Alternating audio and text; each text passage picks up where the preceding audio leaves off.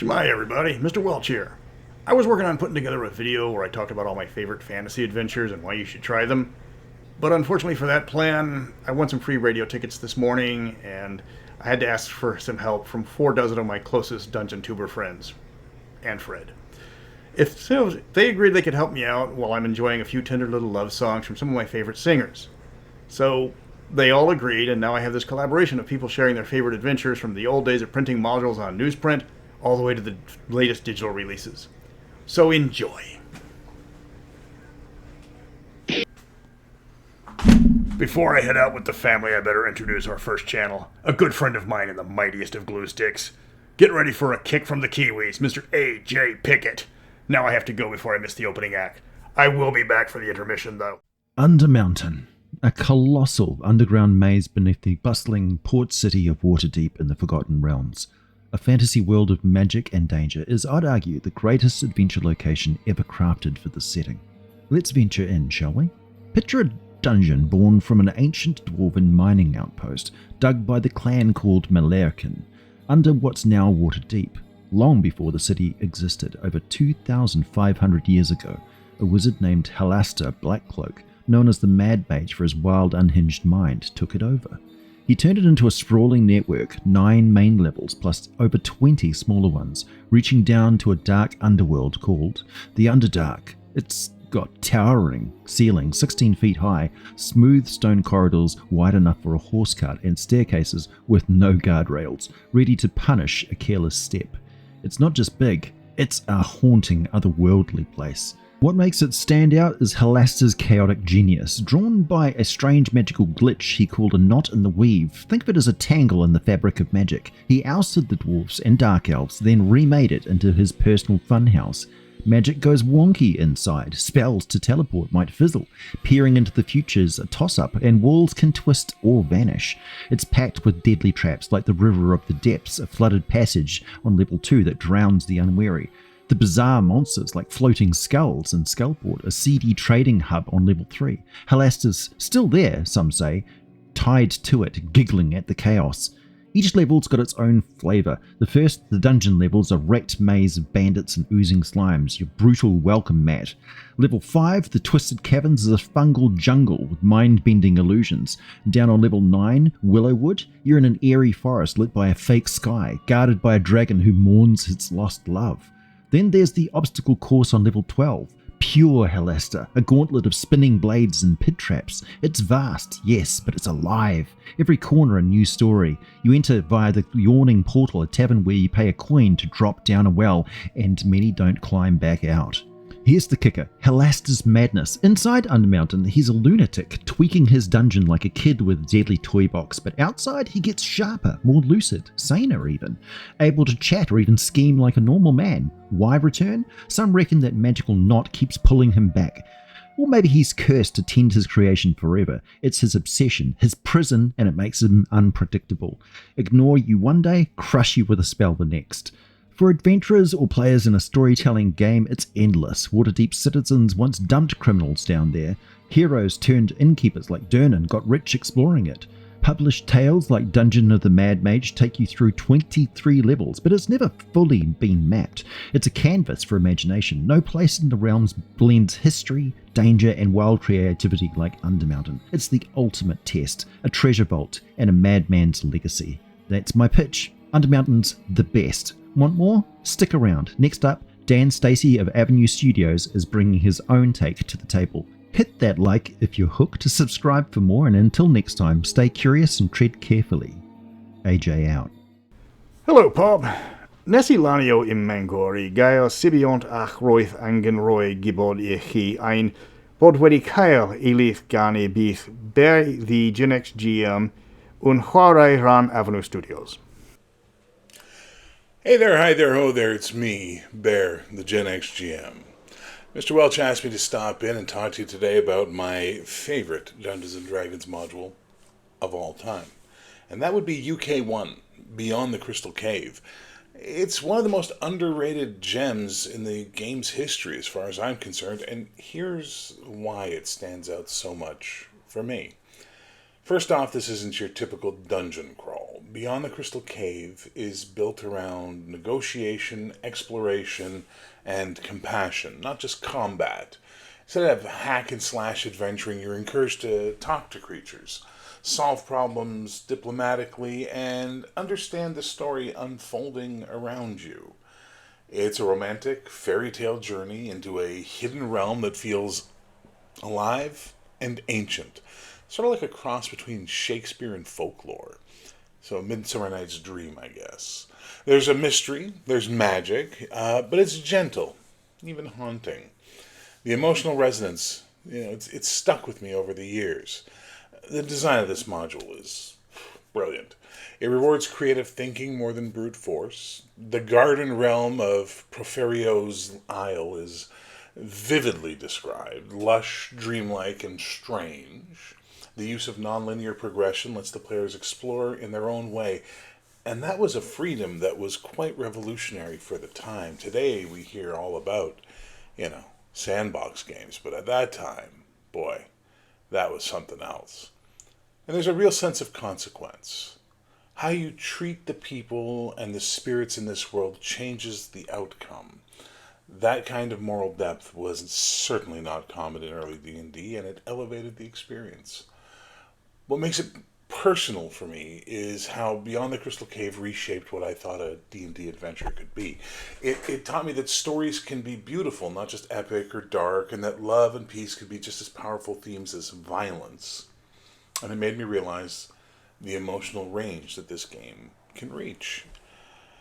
It's a module I've read and run many times, to draw inspiration from, and especially when I want to evoke wonder and subtlety in my own games. So yeah, UK1 Beyond the Crystal Cave is my favorite D&D module, but it's also a reminder that D&D can be poetic, kind, and even romantic, and in a hobby often focused on power and violence, that's something different.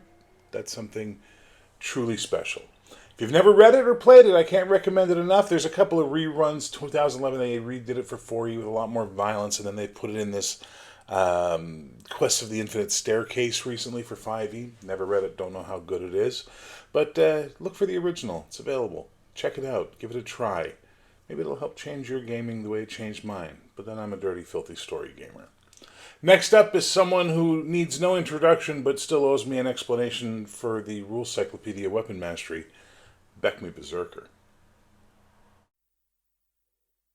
So what's my favourite adventure of all time? Well, to answer that, we need to visit another question I'm repeatedly asked. Why is my favourite edition of D&D BECMI?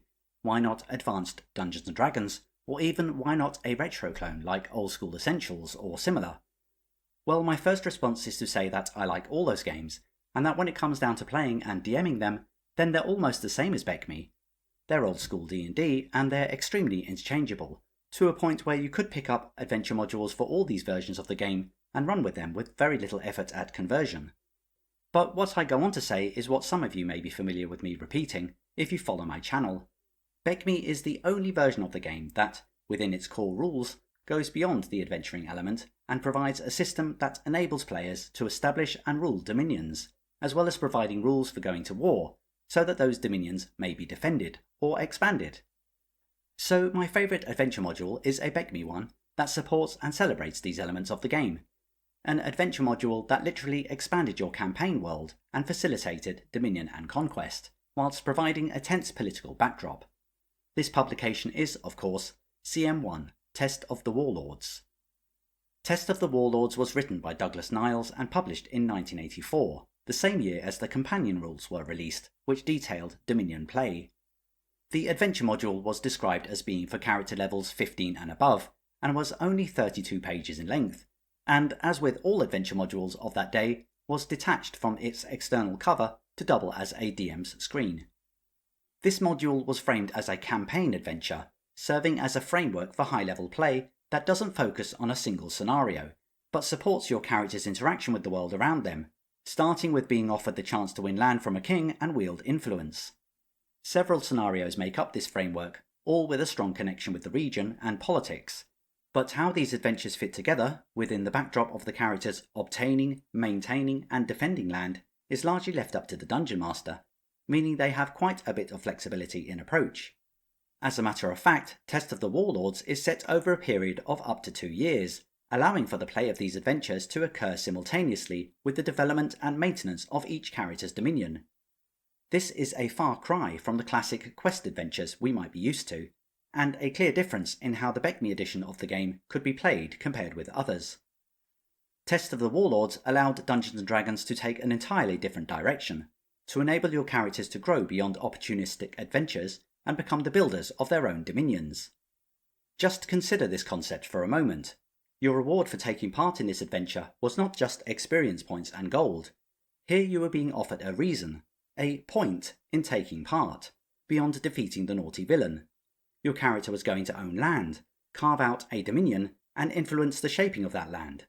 And who knows, if the king's throne looks nice and shiny, maybe someone else's backside should be warming it.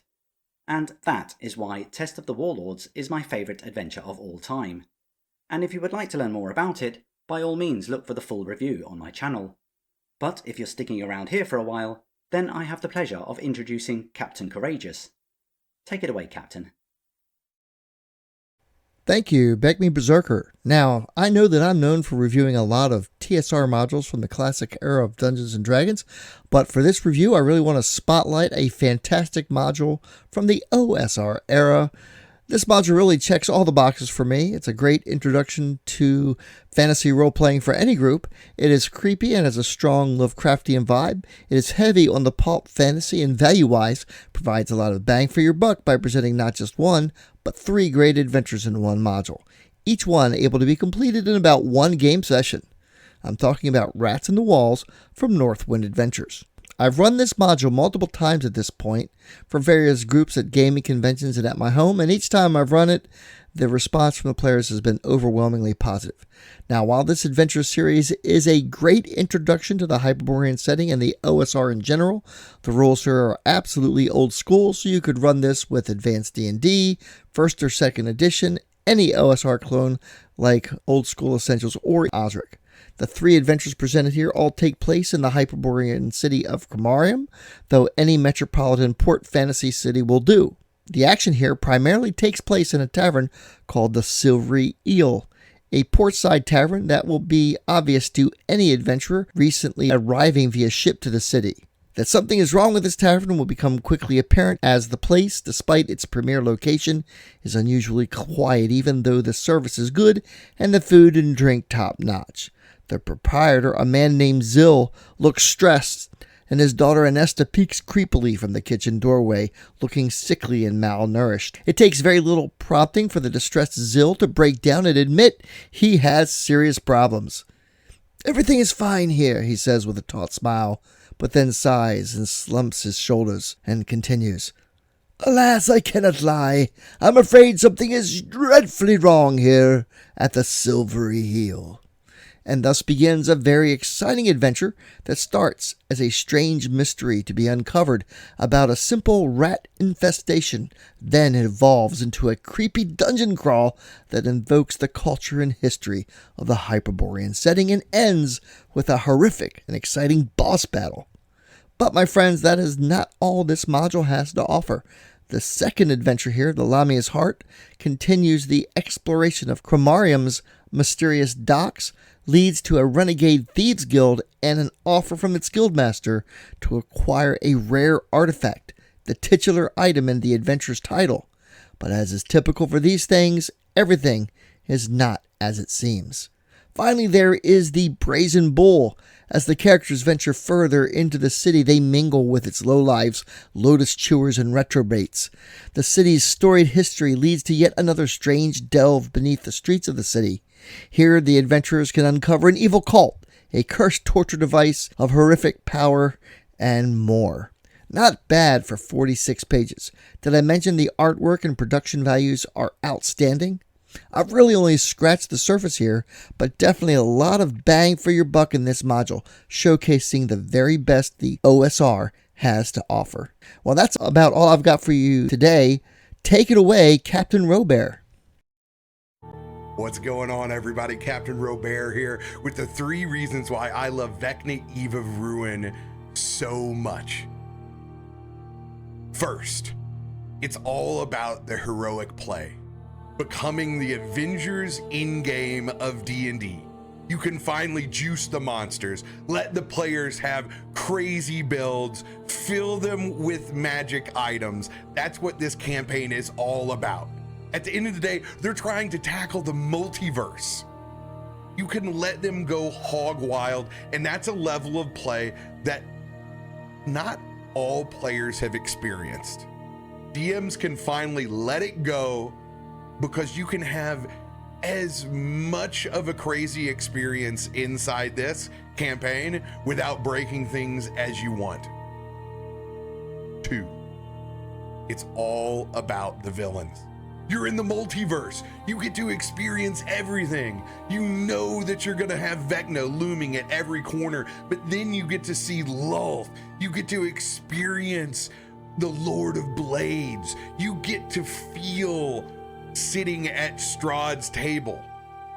You can do all of these things, and it doesn't require what the module says. It sends you to the locations. You can find an avatar of them, or you can fight the real deal, have those conversations, experience all of these legendary creatures and villains all at once in one campaign. You will never get to experience that in any other adventure or module ever, and maybe ever again. The third reason why I love this campaign so much is the nostalgia. Each location you go, each legendary villain that you encounter, each city you visit has a visceral tie to a player's previous campaign or experience. It might even just be their first campaign here and they're recalling locations because of Baldur's Gate 3. All of it matters though, because they can feel these places again, and they're tied to those memories that they've had playing the hobby that we love so much. Getting to explore the multiverse in a singular campaign allows for a skip down nostalgia lane that is unlike any other adventure that is out there. And at the end of the day, that's what we're trying to do. We're trying to feel something together. Experience the human experience as a party. And we get to tie it into everything they've ever experienced before. That's why I love Vecna Eve of Ruin. And up next is Cleric's Corner. While you may have epic and canonized adventures like Ravenloft or Out of the Abyss, and even third-party companies that specialize in creating adventures for any given system, you also have companies that have no business making tabletop adventures, but do so anyways to try to get a little piece of the pie. One in particular is an adventure made by none other than Wendy's Restaurant, an adventure called Feast of Legends. Set in the whimsical world of Freshtovia, ruled by Queen Wendy, you can create characters aligned with menu items like the Frosty with ice magic, or a double patty burger that wields 2 swords and gets 2 actions. Without getting into spoiler territory within the adventure, powerful forces threaten Freshtopia, like the hunger, a deadly disease, or a powerful ice jester that threatens the food's freshness by invoking a deep freeze. I personally actually ran the first part of this adventure with a few Patreon members, where they all got to be different food items, including fried chicken, whey protein, a dough ball, and a bubblegum wizard. They were able to fight through the French fry forest to determine the origin of the hunger and defeat it. Not to plug my own Patreon on someone else's channel, but it is available there for anyone who needs an example. I did end up converting it to D&D 5th edition for the one-shot, but the adventure itself was virtually unchanged. But where you might not see Wendy's Restaurant as an authority in the TTRPG space, I find it very interesting and validating for the popularity of the TTRPGs as a whole. Another instance of this is NASA, coming out with their own adventure called The Lost Universe. In this adventure, you investigate the disappearance of the Hubble Space Telescope and join a crew to recover it. Now, these adventures might not be the most balanced or even the most well-written TTRPG content out there, but it still provides an avenue to combine passions like rolling the dice and eating burgers, or fighting dragons and deep space science. And in my humble opinion, it should be something to celebrate and reward, for they may also bring people from those hobbies that have previously been not exposed to TTRPGs and then be exposed by them. A catalyst from one hobby to another. And more people in the hobby is never a bad thing. And also, who doesn't want to be a beef barbarian or hash brown ranger or warlock of the Asiago Ranch Chicken Club, fighting the fire elementals of the George Foreman Gas Grill? Pick up either adventure and test it out at your own table just for kicks and giggles, if nothing else. Greetings, adventurers. What adventure do I bring you into? Well, beware, as you may not recall where you come from or when you got here, but as you run to the mists on the horizon, know that there is no easy way to escape Barovia. For now you are intimately involved in the story of The Curse of Strahd. So what can be said about Curse of Strahd that hasn't been before? Well, this creator space on YouTube has countless wonderful creators that have given a wealth of knowledge on Curse of Strahd, or just Ravenloft in general, many of them in this very video. But beyond that, there's far more than one might suspect. Why would I, a lowly bird so new to the scene, want to talk about what I can safely say is one of the most famous D&D modules of the modern era? Well, clearly because of what makes the setting of Ravenloft so appealing, at least in my eyes. The villain, Count Strahd von Zarovich. I could spend a whole video of my own just gassing this guy up, and one day, when I sit down and talk about vampires, I'm sure that I will. I love vampires. They're lively, dynamic opponents, and you want to know what I love more than just a vampire? The vampire. And Strahd is the vampire in so many ways. I really couldn't sell him short to say he's a compelling character. If you've even thought about standing behind the Master of Ravenloft as a storyteller, there's a few things I want you to keep in mind. There's a series of 2 novels, I Strahd, Memoirs of a Vampire, and I Strahd II, Electric Boogaloo, or known in the West as I Strahd, The War Against Aslan. Both these books let you enjoy a good bit of time in Strahd's perspective to get a sense of the man or monster who has been consumed by darkness. I've talked in length about liches on my channel, and really a lot of the same storytelling strengths for liches can come to light when using something as powerful and old as a vampire. And if I were to offer you some part of advice that can apply to any adventure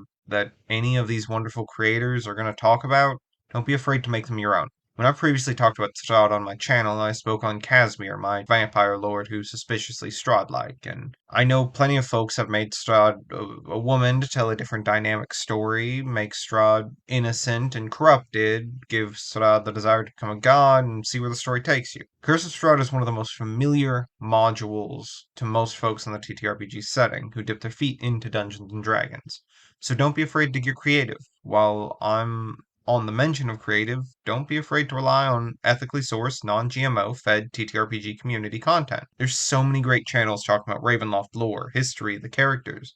I know I've listened to several hours of videos that just walk you through the module of Curse of Strahd alone, so that way you don't have to give that greedy wizard on the coast any of your hard-earned money. Well, I fear the morning approaches, and I must seclude myself back into the coffin before the sun comes up. I guess I shouldn't leave you guys hanging. Well, how about someone who can keep you well entertained with stories? But I'm so sorry, friends, you should have read the fine print, because the stories this next guy tells, well, they're downright horror stories. Take it away, friend. Speaking of Curse of Strahd, most groups fall into one of 2 camps. Either they're ecstatic to finally dive into this mythical module, only for their campaign to fizzle out around session 4. Or they have the self-awareness to realize they'll never actually finish the campaign and don't even bother trying. As it turns out, very few people have actually fought the legendary Strahd von Zarovich, despite everyone knowing who he is. And that's where my recommendation comes into play.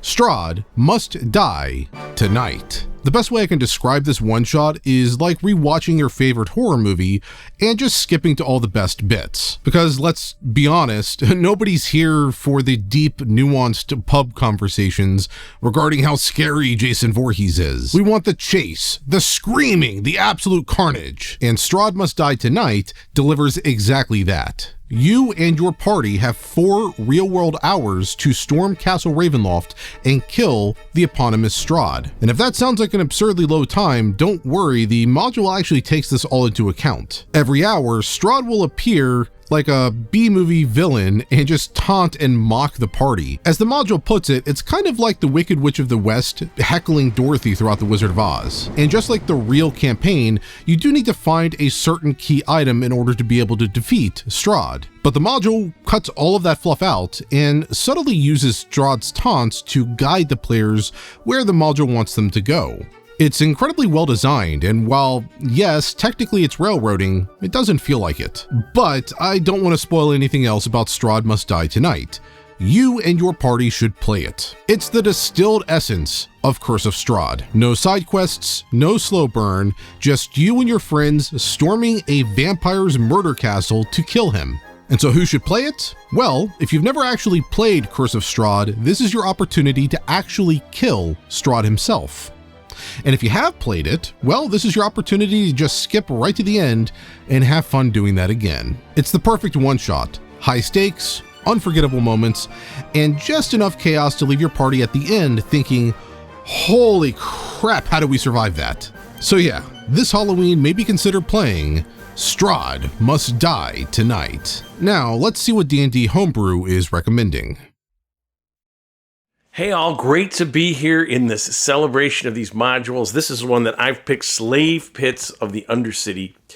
Not only, I think this was the first module that I ever bought, but I always, it has a special place for me because I learned so much about being a referee, as we called them in those days, but also how to design dungeons, how to talk about what the players were seeing as opposed to what was really there. The different motivations of the creatures and monsters and whatnot in your world. This thing had them all. It also had, when you bought these came apart. The inside was the text of the adventure itself, and then the outside had on it these very famous blue maps, right? And I used, because again, in those days, we just had to draw them on paper and pencil, right? So when you got something like this, I didn't necessarily wasn't going to run this module, but I was going to use the map, and I did. And in fact, I would do things like turn them upside down and use them in a different adventure, change the doors around or whatever, and the players never noticed, right? Well, what it taught us, among other things with map design, we would tend to, when we first started, we just have rooms with hallways, and you'd go from here to here to here to here, whatnot. Well, these had all sorts of strange shapes, diagonals going off in different directions. They had rough cavern. They had all sorts of, interesting architectural features. That's how we learned, from looking at these and seeing how to do things in a way, that because there was no one else to tell us, right? And for instance, I remember the slaves, the slavers. Some of their guys pretend to be slaves. They go to this market, and they're trying to trick you. Right? Or there's this area where there's this fumes coming up from this sewage that can overcome you. Or there's a cemetery with living trees that can attack you and envelop you. And all these ideas were things, traps, and then the pits themselves, you could fight along the top of the pits. There's a famous illustration in here of that. And these were all great ideas that we just soaked up because we were so eager to see how the masters of D&D at TSR, how they played, how they set up an adventure. And I've talked about this in another video. You had the box text, which is what you were supposed to read to the players. Then you had this huge body of text that was what was actually there, or what you would know as a GM. And we were just like, you're describing things in a way that's different than the actuality. You're trying to envision what the player characters, as they're entering this, are seeing. But you're holding some things back. There's a truth behind this. And not just that there are monsters they can't see or something, but what the motivations are for these creatures and whatnot. Why they're there, what the history is of them. All sorts of stuff that, totally expanded our universe. This is a thing when TSR started coming out with these modules and everybody went out and bought them, even if they weren't going to run them, because the problem was everyone went out and bought them. That was our biggest issue with these modules, was we all knew because we couldn't resist. But everybody was learning. Everybody was trying to figure out this game. First of all, we were all trying to figure out the rules, right? So you're trying to figure out the rules. You're trying to figure out how to run this game, how to create a world, how to make it reasonable, how to make dungeons seem reasonable, how to make everything sort of work in a way, a narrative style to create a story. And that's what Slave Pits of the Undercity had. It had a compelling storyline that made us go, this is how we should create storylines for our own worlds. And next up, we have Delver. I talked about him last year. Really, really a great channel. Not only is he really knowledgeable about RPGs and about how to be a GM, he's open to other systems. He talks about them. He really gives great insights. I'm a little jealous because he's doing Expedition to Barrier Peaks. As you'll see, another highly influential module from 1980. So enjoy that, and thank you so much for taking part in this. I'm primarily somebody who runs games, homebrew. I do it. I make my own worlds. I make my own adventures. But the one adventure that I have run that is itself a module is Expedition to the Barrier Peaks. This is an incredible module that came around in the 1980s, and it features basically this derelict spaceship that crash lands in the Barrier Peaks in the Greyhawk setting. For those of you that don't know as well, Greyhawk was Gary Gygax's world that was kind of based on, I think it was the Kingdoms and Crusaders Society that he had, or maybe Castles and Crusaders that he had in Lake Geneva, Wisconsin, before he actually created Dungeons and Dragons. But in this setting, he wanted to include something that was sci-fi. And so they used this at tournaments. I believe it was at Origins, maybe Gen Con, I don't remember exactly. But it was basically a tournament style where people could come in, they could play for a few hours each day of the convention, and by the end of it, they would have had the entire story go through. Entering into this module is actually really exciting because it puts you right outside of the doors that initially, if you hadn't played it before, you didn't know it was a spaceship. But entering in, you would find key cards, and that would open these these doors, and you would find dead turbo lifts that were almost like anti-gravity elevators with little moving bits on each side so you can grab on and kind of go down. But a lot of them are broken, so you have to manually climb.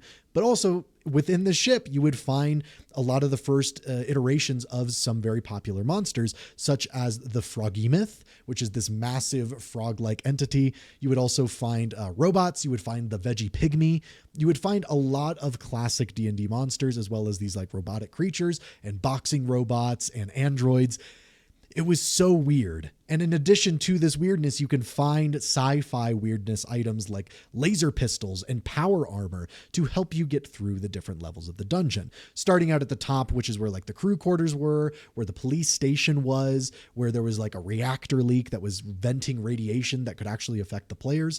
Going further down, you would get into this large interior jungle where you would find the Froghemoth. You would also find an underwater area that had these diamonds scattered across the floor that you could go out and find under the lake where the Froghemoth lived. You could also find its lair. And then going further down, you would find a giant pool, and you would find a mind flayer hiding behind in a theater changing room that had been living there for a long time, as well as another giant door that was opening every so often where people the robots would throw out monsters that were hibernating or being kept on the ship into the wild. And that's where you get a lot of these strange creatures kind of being introduced into Greyhawk. Now, this adventure holds a special place in my heart specifically because a few years ago, I ran this for my friends when we went on a cabin trip. You can actually find the video on my channel where we spent 3 days straight, 8 hours each, running this module so we could get through it all. We could have the experience of running something from the old days of D&D and also just have something to do while we were in a cabin in the woods for a week.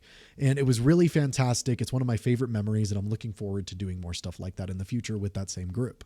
Now, Expedition to the Barrier Peaks, if you haven't played it, I think it's also available on the Infinite Staircase, which was the last major module that was released by WotC before the transition to 2024 D&D. But this is the Goodman Games version, which is very akin to the original version. This is the one I prefer. I like what they add into it. I like what they do to make it a little bit more streamlined, so I highly recommend this.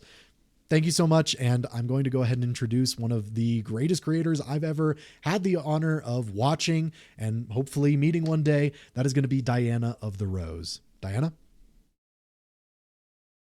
By far one of my favorite D&D adventures of all time, and the one I always recommend to people, regardless of their level of experience being either a player or a DM, is gonna be Wild Sheep Chase. And it's available for free online, so you don't have to pay anything for it. You can actually find it over on Reddit. And it's designed as a one-shot, so it's incredibly concise and super easily and super well laid out for the DM, so there's not a whole lot of prep to do. It's entertaining, it's got a little bit of moral grayness to it, and since you can run it at levels like 4 and 5, everyone who's in the party can get a good grasp on their abilities, and you don't have to wait around for some people to get their subclass, you know, like anyone can jump in and play. The basic premise of the one-shot is that the party is hanging out in some sort of town or village in between adventures, so you can drop it into an existing campaign if you want to. And while they're hanging out in town, they are approached by a sheep who looks unusually intelligent and is holding a scroll in its mouth. It comes up to whoever looks the most wizardy in the party and drops the scroll at their feet and reveals that it is actually a scroll of speak to animals. If someone uses this scroll, then the sheep starts speaking in almost perfect common with like a little bit of bleeding here and there, and tells them that it's actually a powerful wizard who has been polymorphed into sheep form by a basically disgruntled apprentice, and the sheep is seeking out an adventuring party to go into the sheep's old home, which has been taken over by this apprentice, and get a wand of true polymorph back so that way he can be returned to his normal wizardy form. However, before the party can really respond, the henchman of this disgruntled apprentice starts to barge in, holding 3 dire wolves in one hand with a bunch of leashes, and followed by a cloaked figure. This brutish henchman then demands that the party return the sheep to him because his master is, you know, really sentimentally attached to it, we'll say. And if the party refuses to comply, all 3 of the dire wolves attack, as does the henchman, as does the cloaked figure behind him, who then reveals that they're actually a brown bear in disguise. All of the animals have been humanoids that were polymorphed into animal form in order to protect this apprentice, who has become wildly paranoid since taking over from their master. And if the party manages to defeat all of these animals, then they can continue on to the wizard's tower just outside of town and take it back from the apprentice. Now, once the party approaches the tower, the apprentice steps outside and starts to address them, asking for the sheep back, but also stating that the sheep, back when he was a wizard, was actually kind of an asshole. Like, the wizard is an elf, right? And so he lives centuries. Meanwhile, this apprentice is a human and doesn't have centuries to learn and pick up on all this knowledge, but the wizard just treats him like another elf. And even though this dude's been basically an intern for several decades now, he has no end in sight and no sign of actually moving up and becoming a wizard himself in sight. Which is why he then took the wand of true polymorph that this wizard has been using and touting around for a while and turned it against him, turning him into a sheep and taking over his position for himself. Now, the party from there can decide what to do. Chances are they're going to take out the apprentice and try and return the sheep to his normal wizardly elfish form. But the elf is also kind of a dick, and he is a little bit arrogant, and this apprentice might have a point depending on what the party's composition is and what their own relationships to magic users, to mentors, their own histories might be. Either way, there's a lot of potential outcomes. There's even an outcome where the party could just end up like kind of killing everyone and then taking this wizard's treehouse like tower for themselves. And regardless, it's a fantastic one-shot to run because, again, there's a lot of options, it's incredibly malleable, and you can drop it into an existing campaign, an existing world. There's not a whole lot of, like, roots in canon lore or anything like that to worry about. So, really, you can do whatever you want with it. You can even change out the animals for different animals, you can change out all of the people for different people. It's a fantastic starter adventure on both the DM side and the player side, so I can't express enough how much I love it, especially for something that's available for free online, you know? Next up on the list, we have Direden, who's going to be talking about the Sunless Citadel, another fantastic adventure. A deranged druid, clever kobolds, goblins with magical apples, and a power vacuum left by a dead red dragon. That is Sunless Citadel. Are you looking for a great low-level adventure? The Sunless Citadel has delivered for me time and time again. I played it as a player during 3rd edition, and I've run it 5 different times as a game master for a variety of different players and play styles. It checks a lot of the right boxes and offers a lot of depth, even though it's a fairly straightforward dungeon to run. And when I say straightforward, yes, that's my one criticism. It's a little bit of a railroad getting to the dungeon. But hey, when you're talking first level characters and just getting started, a little bit of a railroad isn't a problem in my mind, because you want to get to the action in your first session and get the ball rolling. Sunless Citadel offers a surprising amount of intrigue with a relatively simple starting village. With 6 NPCs and 6 key locations, it gives you 6 solid plot hooks to get the players from the village to the dungeon. There's the legend of the Citadel itself, missing adventurers and their magic sword, and a mystery about arcane apples. So no matter what your players' interests are, you can assign one of these plot hooks to their PCs and give everyone a different reason to go delve the Sunless Citadel. Now, if you're familiar with my channel, you know I like my 4 feuding faction adventure design, and this accomplishes it fairly well. You have a good old school feeling section with a mutated mama rat, another section full of magical puzzles and traps that could lead to unleashing a troll. Yes, a troll at first level. This section is very dangerous. And of course, you have a faction of goblins who are connected to the big bad at the lower level. And in the middle, you have a faction of kobolds that offer some really fantastic roleplay. Because smack in the middle of this dungeon is Meepo, who's a fantastic NPC, and I recommend you run Meepo exactly as written with all his weird and goofy character traits, because I've never had a group of players that didn't love engaging with Meepo, and he has always been a factor in the story that this dungeon generates with my players.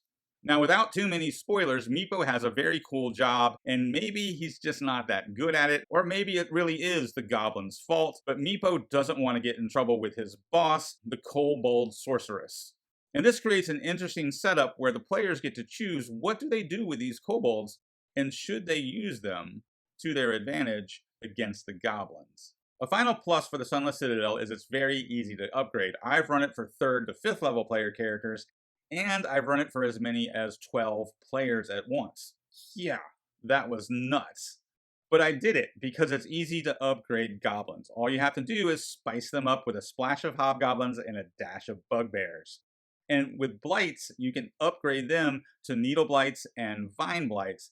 Then all you have to do is give your final boss a more serious pet, like, say, a froghemoth. And now you have a perfect starting adventure, even if you're the type who starts your players off at 3rd level. And now, on to DM Wisdom.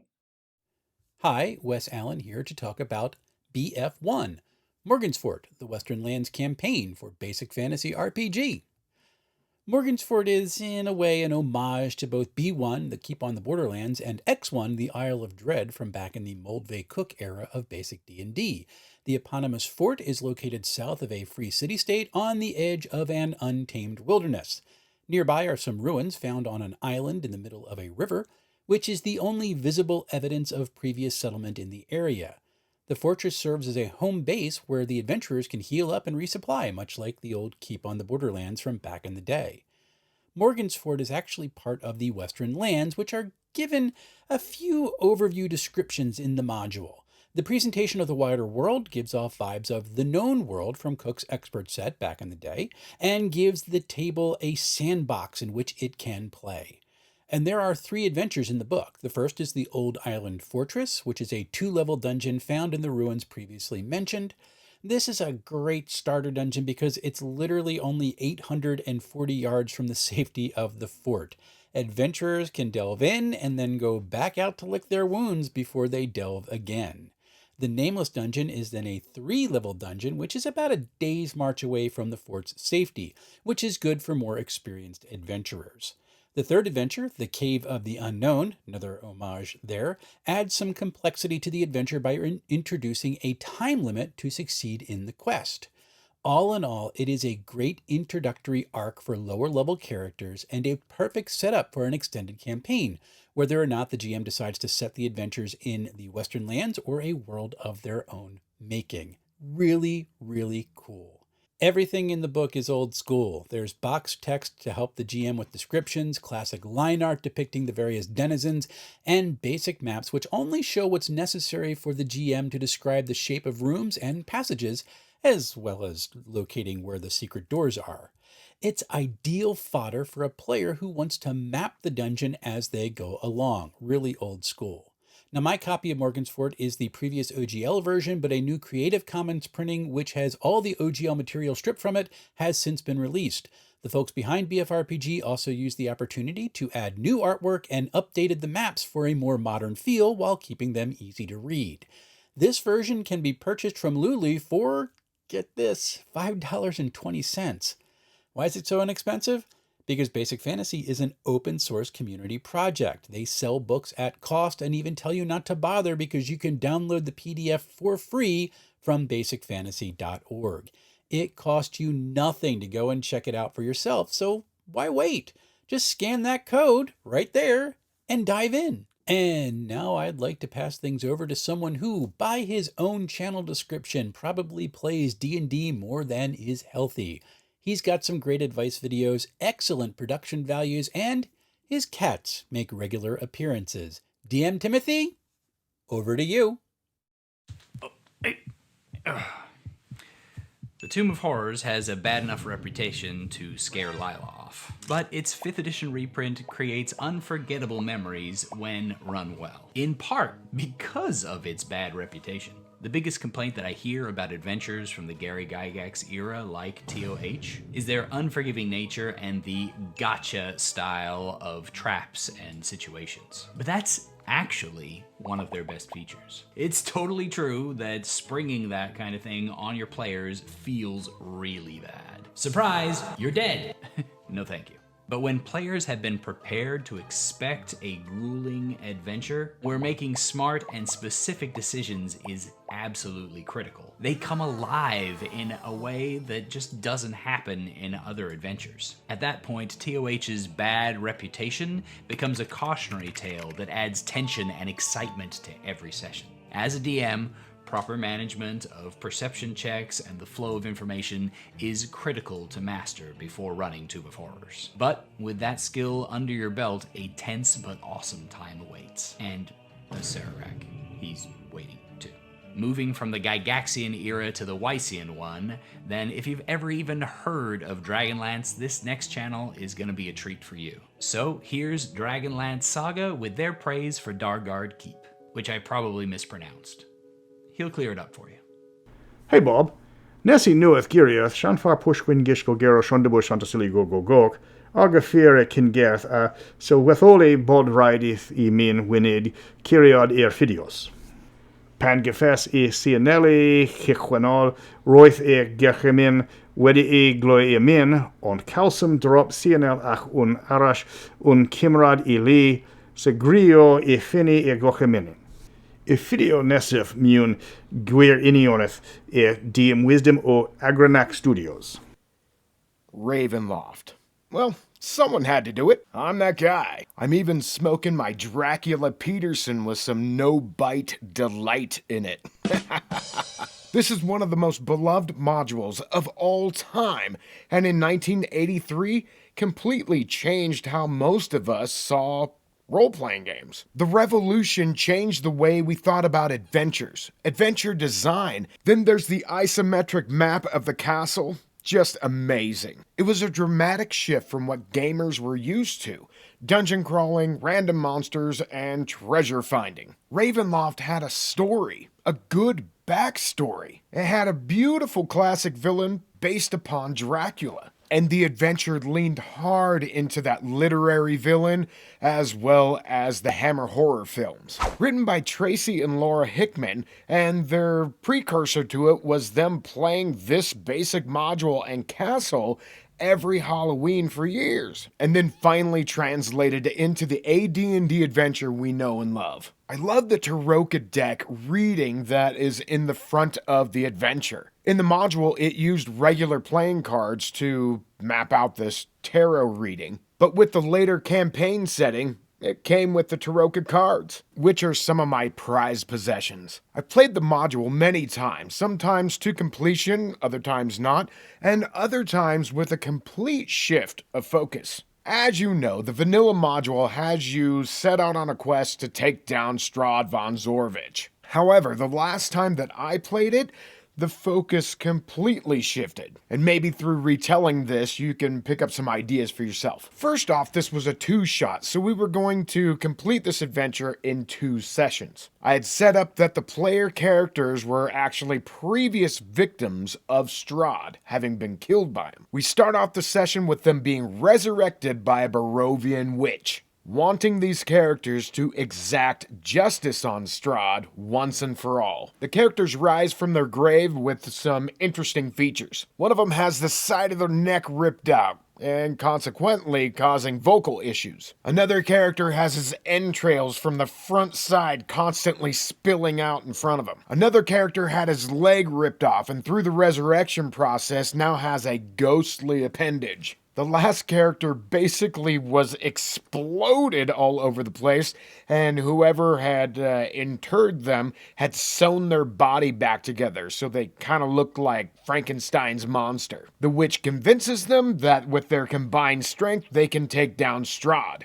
and gives them their Tarokka reading. Next, I leaned into Professor Dungeon Master's advice on how to run Ravenloft in one night. I think it's episode 162, where you roll randomly and one of the characters is the reincarnation of Tatiana, which is the Mina of this adventure. As well, I love the Gary Oldman's Bram Stoker's Dracula and brought over that romance into this adventure. So Strahd, having previously killed this reincarnation, didn't know it until after he had killed the reincarnation. So he's doubly heartbroken about the loss of his love. Lo and behold, my wife, who is at least part vampire herself, her character was the one that was rolled, ironically, or maybe even unironically. But it was still randomly during the session, though they didn't know it at the time. Long story short, at the beginning of the second session, this reincarnated Tatiana and Strahd are alone together.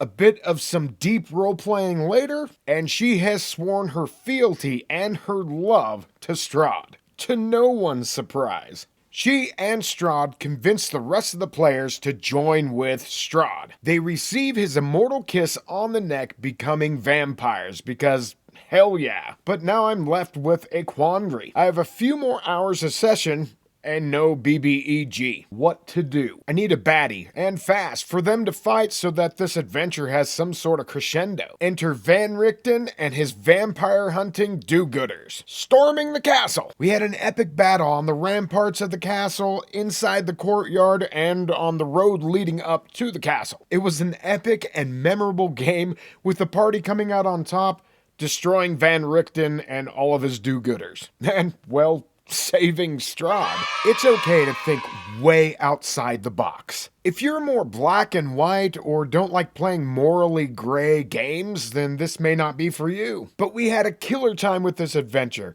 and maybe this will inspire one of you to actually go and tweak this classic adventure and make it brand new all over again. Up next is DM Tales talking about Morgan's Fort. Cheers! Thank you very much, DM Timothy, for that introduction.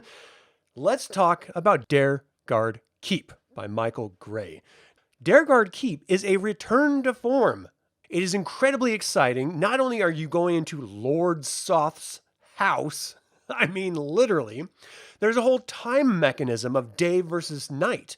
If you're going during the day, it's going to be all draconians, and you're going to have to deal with all the regular daytime monsters, right? You go at night, it's all undead, and not even the draconians and daytime monsters want to be there. So they have to go into their barracks and actually scribe on their doors the symbol of Mishikal in order to keep themselves alive so they can sleep through the night. This is just a terrifyingly difficult adventure. And you're supposed to have like 6 different players, but it is Advanced Dungeons & Dragons, so it is inherently more challenging.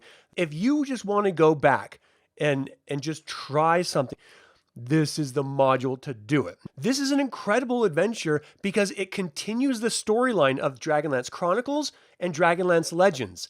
Literally, it's right after the Blue Ladies' War when Kidiara is killed in the Tower of High Sorcery and Lord Soth goes in and takes her body away. If you're like a really high level group that's incredibly successful in tactically fighting together, you might actually have a chance fighting and killing Lord Soth. You find out what happened to Kitiara. That's right. It's never been announced in any of the novels at all. So the entire premise of this is you are all basically just meeting up at some inn, and then all of a sudden the door opens up and Anitas Salamnia is there, and he's like, I'm looking for heroes! Will anyone answer the call of adventure? And so the heroes purportedly are going to go find out, and they ride dragons to the forest outside of Dhergard Keep in the sort of the area of the mountain range, and that's where they meet these two high-level clerics, priests. They implore upon the heroes that they need someone to go in and collect these different pieces of a rod in order to stop Lord Soth. He's going to be creating an abyssal rift, which would then allow Takesis to come into Crit. It's always Takesis. What are you going to do, right? The heroes have to go into the keep, find all these little rods, and the only way you can find the rods is by finding little symbols, Lord Soth symbols, which by touching them, that are scattered all around the keep, by touching them, it teleports you into this closed, impossible to leave room until you've actually taken the rod off of a pedestal and defeated its guardian. You collect all the rods, you work your way into Lord Soth's throne room and try to destroy him and close the rift with the rods. Really cool. You even run into the god Sargonas in this keep. This is an incredibly fun adventure. You're going to start it by dragon riding. How much cooler can you get than that? But then you're going to be crawling through graveyards, fighting werebeasts. You're going to get to the keep itself, depending on the day or night. You're going to have to fight a lich immediately, or if it's during the day, you're going to have to break in with an insane amount of draconians patrolling and actively watching the sort of like destroyed Dhergard Keep. And then once you get in, you have to survive Dhergard Keep. If you want a really challenging old school Dungeons and Dragons Dragonlance adventure, if you want to be steeped in horror, this is the adventure for you. Dhergard Keep. Check it out. All right, next up is the Dungeon Minister. Oh, hello. I was just looking at this module, The Endless Stair by Ed Greenwood. A priest shouldn't lie. There's nothing in there. Yeah. Now, I don't actually own a physical copy. I do have an electronic copy, but I don't own a physical copy of that module, primarily because I really don't do modules. I always homebrew everything, and I did that back in the 80s when I played as a teenager. I never really used modules, but I did own this one back then. I owned it back then because I would buy modules, partly because, well, they'd be cheap at the store, right? And they wouldn't cost much. And the other thing is, I would mine them for ideas. And this one has a really cool concept, okay? A staircase starts on the ground and spirals up into the air. Just unsupported, spiraling up into the air. Pretty cool concept, right? And it's endless because, well, some of the steps have magical traps on them. Different things happen when you step on them as you go up. And one of those traps, quite high up, is a teleportation spell that's been cast on the step so that when you step on it, you're sent back down the steps, still quite high in the air, but sent back down. And there's no indication that this has happened. From the perspective of someone walking, they're just still going up the stairs. So it's endless, right? That actually is kind of the problem. The gimmicky idea of the stairs with traps, and how much adventure can happen on a staircase, right? Now, that's not all that's in here. There is an underground tomb that is pretty cool, I have to say. That's a pretty neat one with a great entrance. The entrance to that tomb is one of the things I stole from here. Whoa. And there are some really cool monsters in there. There's the prying eyes. Eyeballs that just are not like physical eyeballs, but these sort of twinkling lights that follow you around and just, they're curious, right? They're just curious and they want to watch you and they will follow you until you kill them. That's pretty cool. I did lift that as well.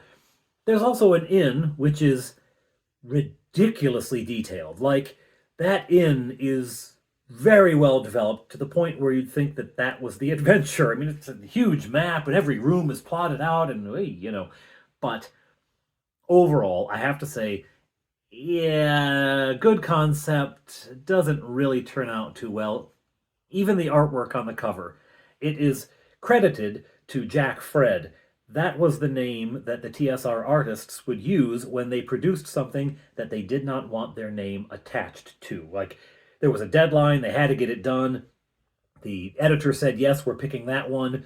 And the artist didn't like it, didn't approve it, but contractually they had to provide something. They would say, well, credit it to Jack Fred. And I don't know if that's Easley. I don't know if it's Elmore. Somebody did it and didn't like it. And you can see why. The people look bad. Out of a school of artists who were highly skilled, very good figure painters, right? They did the human form very well. Not this time. Ah, well, can't win them all. So it is a bit of a turkey. But hey, we all love Thanksgiving, right? Everyone loves a turkey. I wonder what Earthmote chose. Let's find out. If you're a fan of mystery, intrigue, and adventure with a flavoring of Fey elements, then Winter's Daughter might be the module for you. The adventure centers around a story of an ancient human knight that was never reunited with his forbidden love, a Fey princess that still long awaits his return in the realm of fairy. Throughout the course of play, the players can learn the details of this background, and if they so choose, assist these characters in a long past due reunion. Winter's Daughter is a low-level adventure designed for characters leveled 1 through 3. The module takes a lot of inspiration from Lord Dunsany's The King of Elfland's Daughter, so if you're a fan of that story or are familiar with it, you'll see a lot of parallels between the two. I love the module because it focuses on creative play and the other old school elements rather than just being a kick-in-the-door style adventure. It has a fun dungeon crawl into an interesting tomb of said ancient knight, and if the players wish, they can choose to embark on an adventure into the realm of fairy. It's pretty uncommon to see low-level adventures that have players going on a planar adventure, but this one does so in a way that gives a group of low-level adventurers a compelling reason to do so. It has a really nice blend of the social, combat, and exploration pillars of play.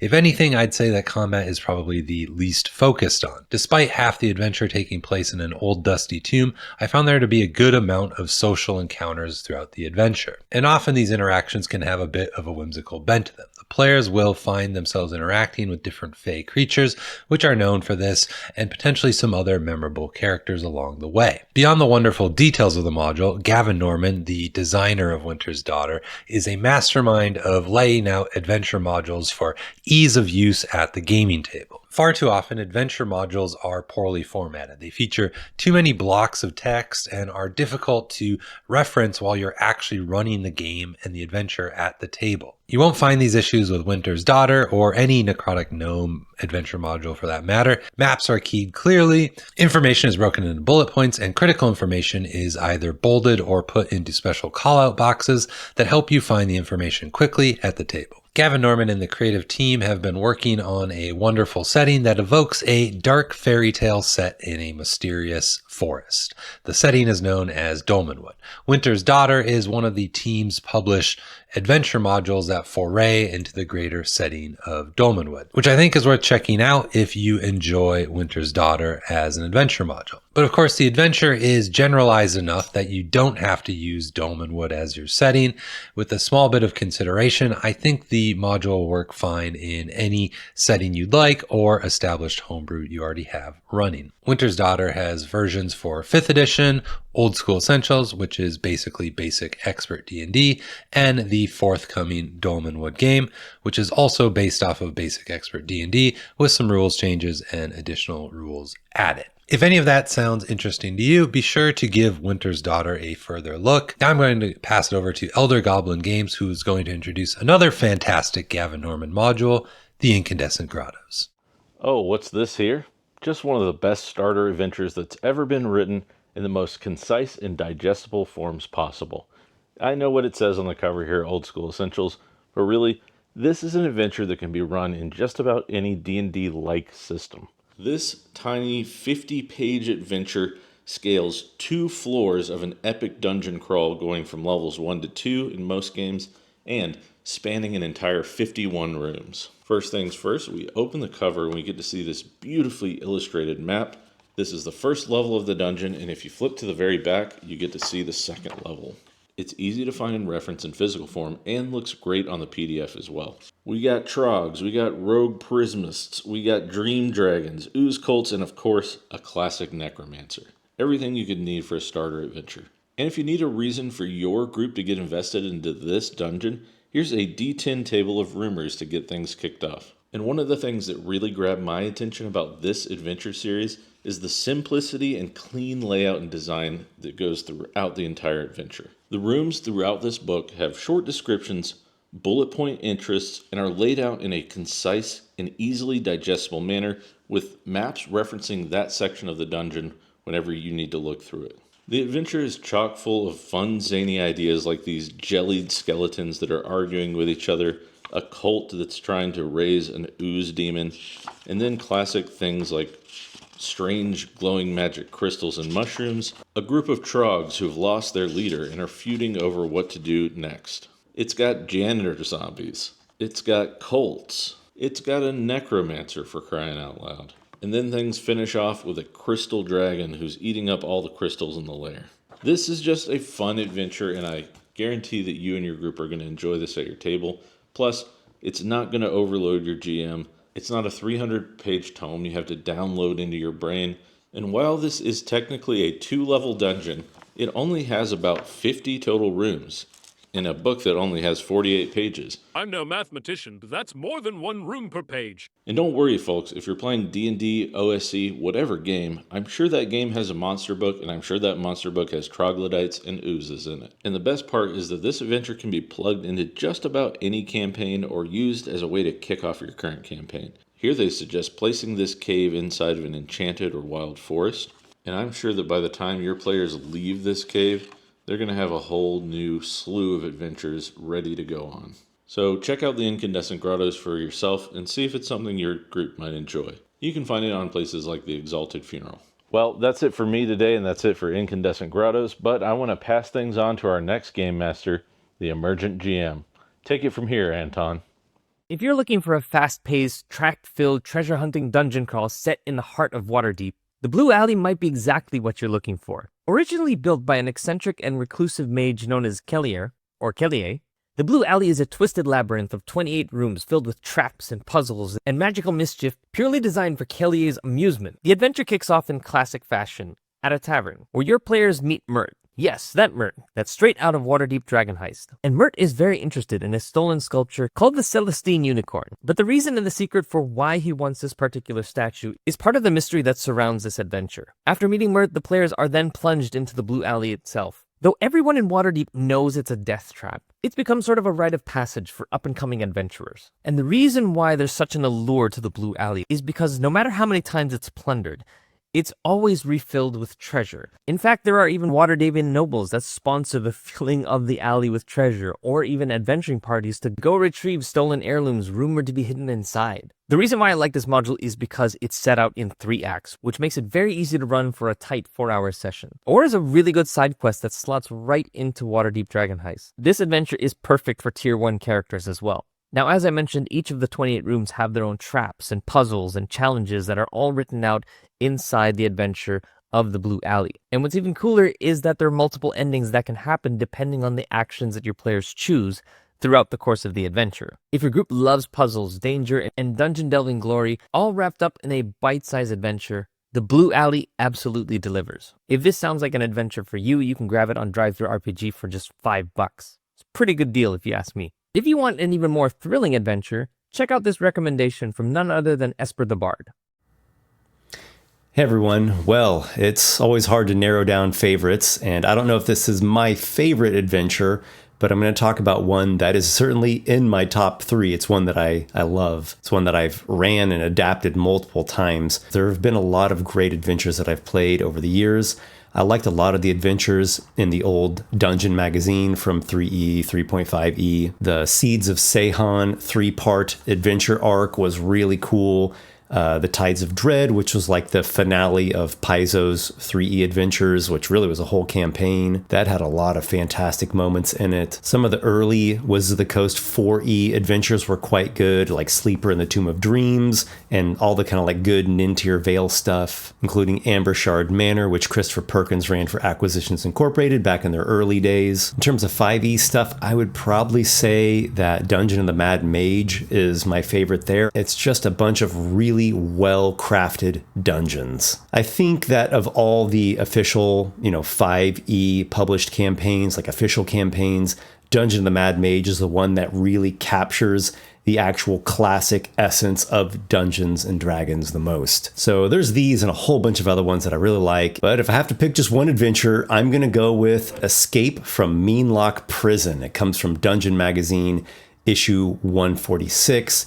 Back in 2007, May 2007, so kind of later in the lifespan of 3.5e. It's a first level adventure, and it's actually a horror adventure. However, the players going into it don't know that it's a horror adventure, which I think makes it so much more effective. It has a really interesting and unique adventure hook where the characters get paid to go out to an isolated private prison that's also a vineyard, like they make wine there as well. The prisoners make the wine. It's a private prison. There's a lot of like political prisoners there and really unique, strange NPCs that are imprisoned there.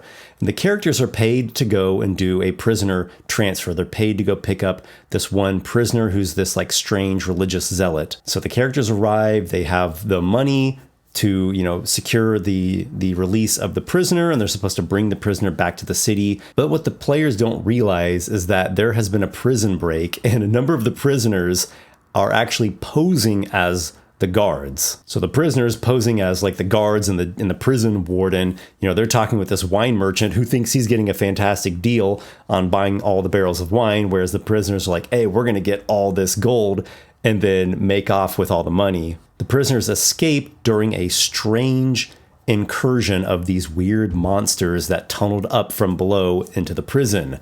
What are the weird monsters? Meanlocks. Now, back in those days, I'd never heard of the Meanlock, and of course, this got me curious, and I went and looked into them. The Meanlock has since been remade in D&D a couple times throughout more current editions. I don't really like the way they've been handled. They turned them into fae. They're aberrations, and in this adventure, they're definitely like horror aberrations. They're mind-affecting creatures. They're not there to eat you. They're there to make you go insane, to destroy your mind. They do like wisdom damage, and ultimately they want to drag you away and transform you into more Meanlocks. They're really creepy monsters. They reminded me of monsters that I saw in a nightmare of mine when I was a kid, so it like really got under my skin in a fantastic way. And the players get fooled. It's such a slick bluff, and they're like sent down in this hoist in like this, old kind of like medieval style lift, where it's like a crank lift. So they're in this cage thing going down, and that's where things really transition. And if you pull it off right as a DM, it is a beautiful moment as you go from, you can even use music to enhance this effect. You go from kind of a, interesting but sort of standard fantasy adventure to, something is wrong here. And now we are getting, sent down and locked down into this prison of madness. And like the prison cells, a lot of them are opened up, and there are these weird creatures lurking in the shadows that cause you to have these nightmare hallucinations, and they attack your wisdom score. And there are all these weird NPCs and like little horror moments that happen as the characters go and look in the different jail cells. It's just a descent into a nightmarish, hellish belly of chaos down in this weird, dark prison that's being overrun by these like little nightmare gremlin things. And it's first level, which is one of the best levels for a horror adventure because the characters are still like vulnerable and fragile, and they can actually get scared of things. So this adventure had a big impact on me as a GM and also on my players. I went on and adapted it to 4th edition during the 4th edition era, and then I adapted it to 5th edition as well. And I've actually run it for 2 different groups in 5th edition. And I've been able to adapt it pretty well, I think. It's been effective every time I've run it. And if I have to think of the adventure that has just had such an impact on me, and I've run it multiple times and felt inspired to adapt it multiple times, Gotta go with Escape from Meanlock Prison. And so I give a bardic bow of gratitude and respect to the authors of this adventure, Tim and Eileen Connors. You all did a fantastic job with this one, and it's an adventure that has stuck with me for many, many years. All right, guys, wishing you the best. May your adventures be many. I'm going to pass the torch along now to Fallen Monk D20. Take it away. Let's talk Strixhaven. Now, coming into Strixhaven, I didn't expect to enjoy it as much as I would, because I barely knew about it from Magic, and also I'm not the biggest Harry Potter fan, and that's what I was told was mostly interesting people. But the more I looked into it, the more interested I got, especially when I saw the actual tools it gives you. Because up to this point, there never really was a system for when it comes to relationships and NPCs, like getting an actual like end-game bonus for it. So that idea interested me in the first place. Then when I got the book and saw all the resources, the school, the factions, all the ideas I had, it was a pretty fun book. Because to me, a perfect D&D book is a book that it has its own adventure in it, but it serves as a big open template or sandbox just to fill it up for your own adventure. Just give that potential to where if the party wants a short campaign, you can run just the adventure as it is, or if they want a long-running, just fun-filling campaign, you can do that as well. Because it being a game that takes place over a whole entire curriculum at school, you can have a really fun and long adventure with it. Because I'm trying something I wanted to try for a while, where we're kind of having an episodic-like adventure, where they'll have a lot of downtime, which the party likes as well, because like the artificers, the wizards, and people that have some crafting abilities like to have downtime to craft and prepare for coming adventures. But also just zooming in on major events that are happening in the school, like sport festivals, just random attacks, stuff like that. Exams. It's a fun way of exploring and messing around with the campaign and story setting, and I like it. It's been a lot of fun. Also, the favorite thing I've done with the party was I didn't expect my party to be as big in Harry Potter as I realized when we started the game, but they got really into the Harry Potter themes of it, and I took one aspect from Harry Potter that I thought would be fun to mess with, and that's the house cup system. So basically, there's 6 people in the party, 2 of them are each in my own homebrew houses, and the rivalries are amazing as they're competing for points in this campaign. Where each of them, they have a really good camaraderie with each other, but the rivalries at the end of the day, it's fun. I like it. The little team-ups that have happened between houses and just the party getting to know each other, it's been fun. I have really enjoyed the dynamics that we got from this game and just trying out this new setting. It's been a lot of fun. So if you want a little change up in your adventures, I'd recommend Strixhaven. I think it's a fun little change versus just the kind of standard sword and fantasy adventure, you know? But that being said, thank you all for listening. I hope you enjoyed this video, and I hope you give Strixhaven a chance at some point. It was a lot of fun. Now, I'm going to pass on to the next person, filkearney. I hope I pronounced that right. If not, I'm sorry. I wanted to take a few minutes here to talk about a really cool campaign setting called Descent into Avernus. The basic premise is there's an idea called the Blood War. It's an eternal battle between the devils and demons in the lower planes of existence. The front line of that war is in Avernus. And it's not going so well for the devils. They recruit Zariel, a fallen angel, to be the general of the devil's armies. And Zariel's big idea is let's pull an entire city from the Forgotten Realms, Elturel, and bring it into Hell, harvest all the souls to supercharge the army of Hell, to then push the demons out of Avernus and to reset the front line of the battle in the Abyss instead of the upper layers of Hell. Great idea. Things start to go wrong right away, which creates awesome opportunities for the players. When Zariel pulls Elturel into Hell, it was supposed to fall into the river Styx, but instead, the city ends up straddling the river Styx. No one falls into the water, no souls are being harvested. And now the demons and the devils are fighting over who has the right to claim the souls and supercharge their army. If the demons win, they'll overtake Avernus. If the devils win, they can enact their plan of pushing the demons out and pushing the front line of the blood war into the abyss. Meanwhile, no one's being killed because the demons and devils are fighting themselves over who gets to have the rights to feast. You can use the city as a bastion. It's got a teleportation circle in it. You can equip the characters with teleportation circle scrolls. They can sneak out of the city and start venturing forth into Avernus to find allies, artifacts, and information about how can they rescue the city. You know, one of the fun aspects of Descent into Avernus are the infernal war machines. These are basically fast-moving Mad Max-style trucks that are equipped with siege weapons on them that do big damage and provide full cover to the crew aboard, so your low-level characters can fight high CR monsters while you're exploring Avernus. And there's a lot of allies that you can make along the way. It really gives players a lot of agency in the campaign to do what they want and to make their own story. It really is a sandbox campaign setting. I highly recommend it. Coming up next, we're going to hear from the Game Master's Tome. He's going to talk to us about Light as Araxis. Howdy, adventurers. In my review here, we're going to dive into space. Well, not exactly space, but like Dungeons & Dragons equivalent of space. Light of Araxis, probably pronouncing that wrong like literally everything I do. If you've ever wanted your pirate ships to sail among the stars instead of just the high seas, then buckle up because this one's for you. First off, let me say right away, it's genuinely a fun adventure. It's got solid bones, and there's plenty here for a creative dungeon master to build upon. Yes, it does occasionally feel under-seasoned, but that also means there's ample room to tailor it, and you can tailor it specifically to your player's tastes. The opening throws you immediately into chaos, which can be thrilling, but let's be real. Captain Sartell is a bit too laid back for someone witnessing the apocalypse. Your world's doomed? No biggie. Hop aboard, adventurers. Let's go for a ride.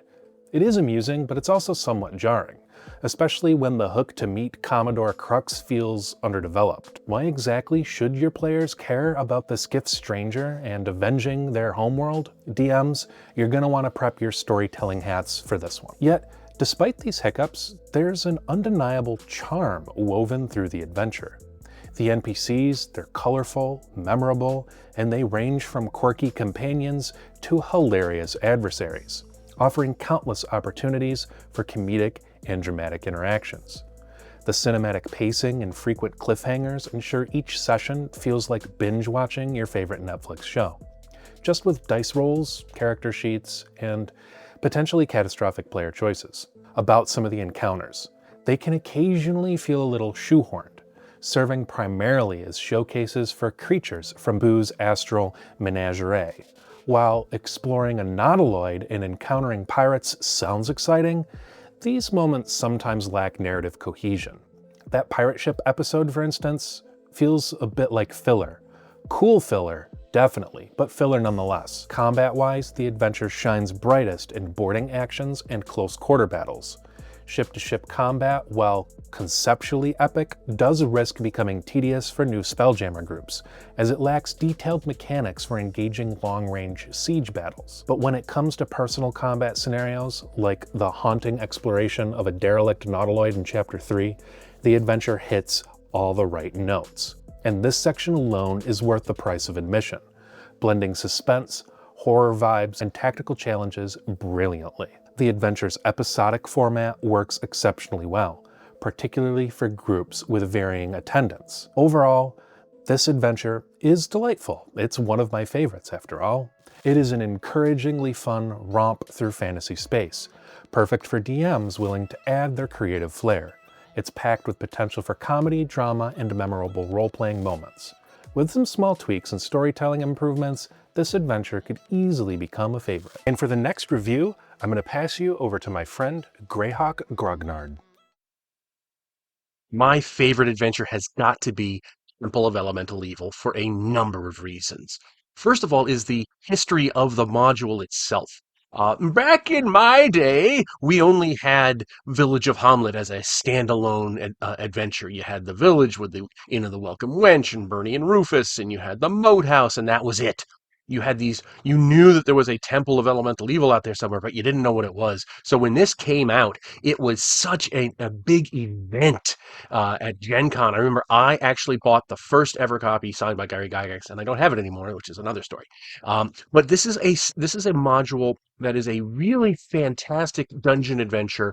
And it rewards a stealth approach by the players. You don't want to go in there guns a-blazing, unless you're really high level. But if if you just came out of the village of Hamlet and you're going here, you want to infiltrate the temple. You want to find out what's going on. You want to learn who the different players are and the different factions and stuff, and play one against the other and get intelligence and figure things out before you actually go in and start to make your move. It really rewards that kind of stealth play that I love so much.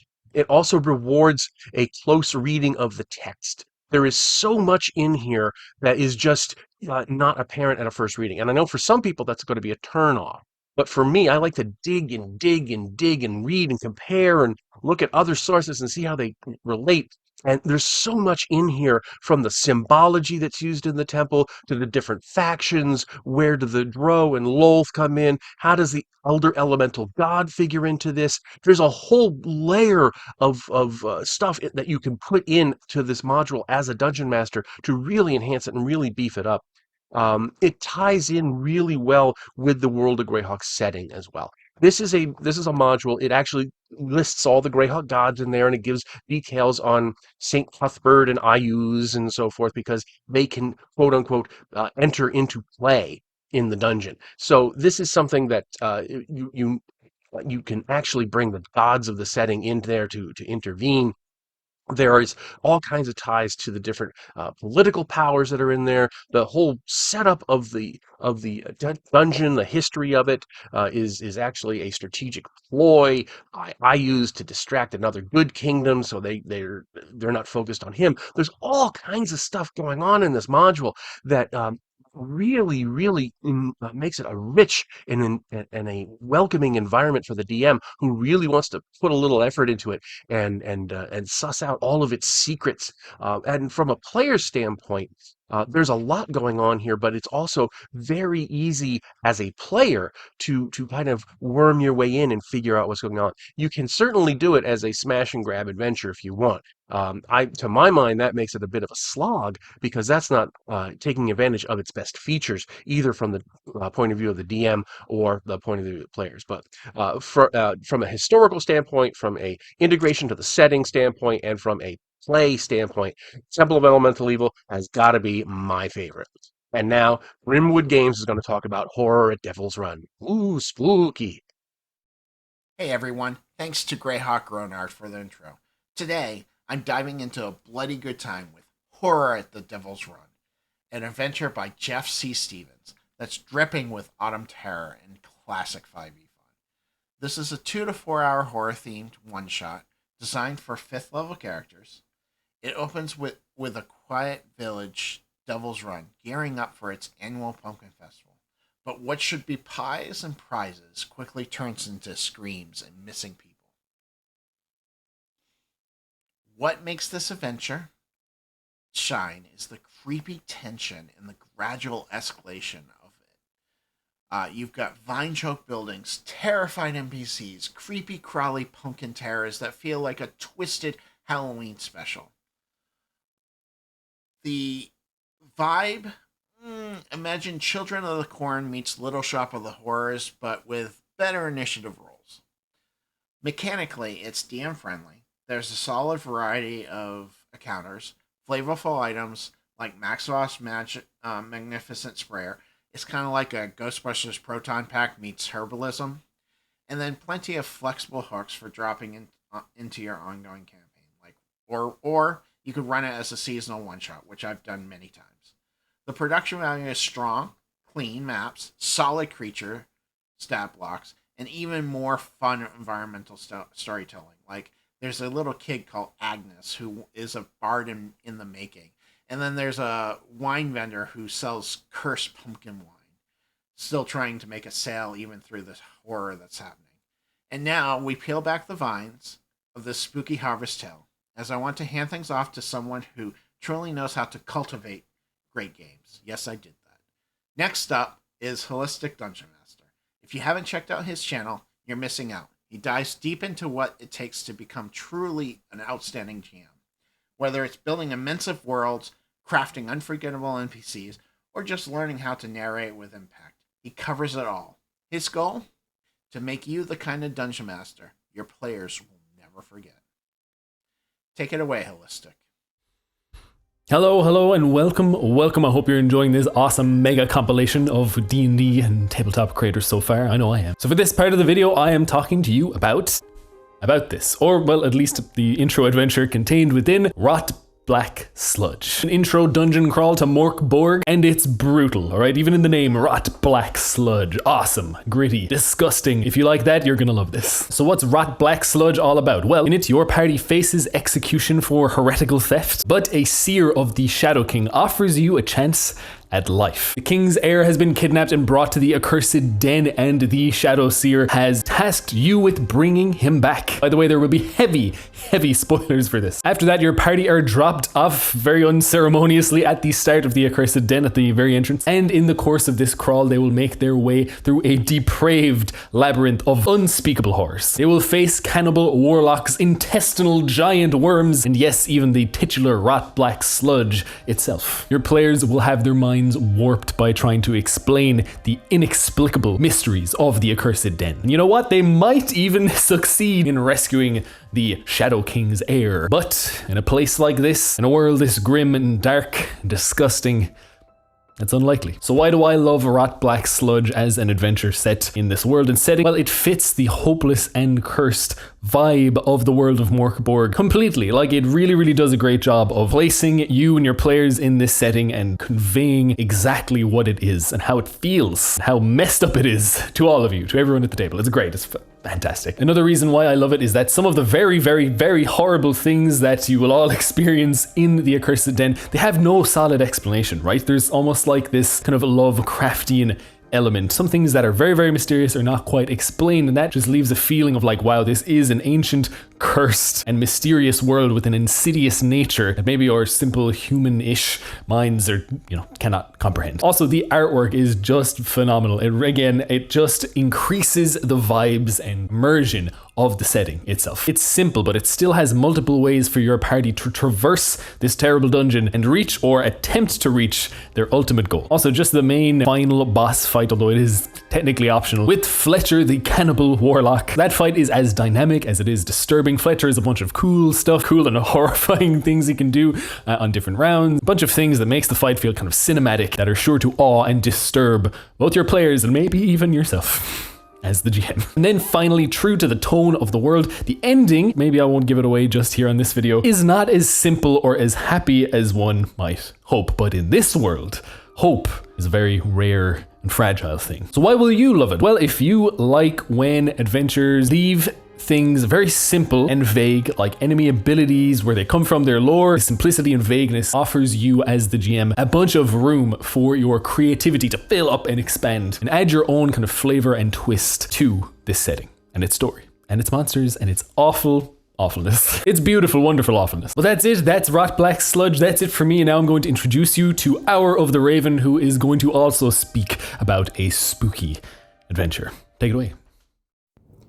Hi everyone, and greetings from Brazil. My name is Gabriel, and I am the voice behind the Hour of the Raven YouTube channel, where I explore the lore and mysteries of the Ravenloft campaign setting.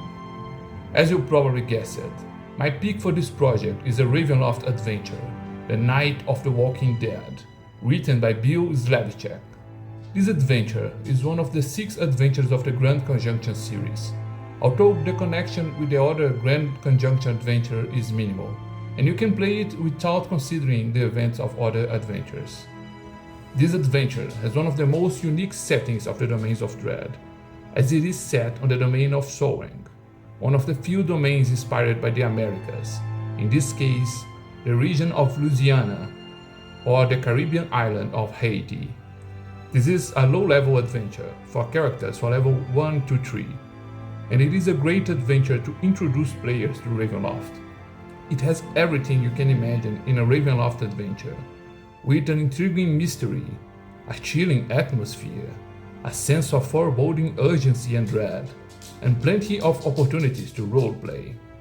One of the creepiest scenes of this adventure is when the characters reach the village of Marai the Tarascon, and a funeral procession is crossing town, carrying a chained coffin from where they can hear bumps and other sounds coming from the inside. The dead are rising from their graves, and there is a serial killer attacking the village, and the truth might be hidden in empty mansions, large plantations, and abandoned old cemeteries, and all seem to be connected to the fate of the Tarascon family. As time passes, a storm is gathering, and a prophecy shall be fulfilled. When the storm breaks, the undead outbreak will finally strike under the command of a powerful undead master.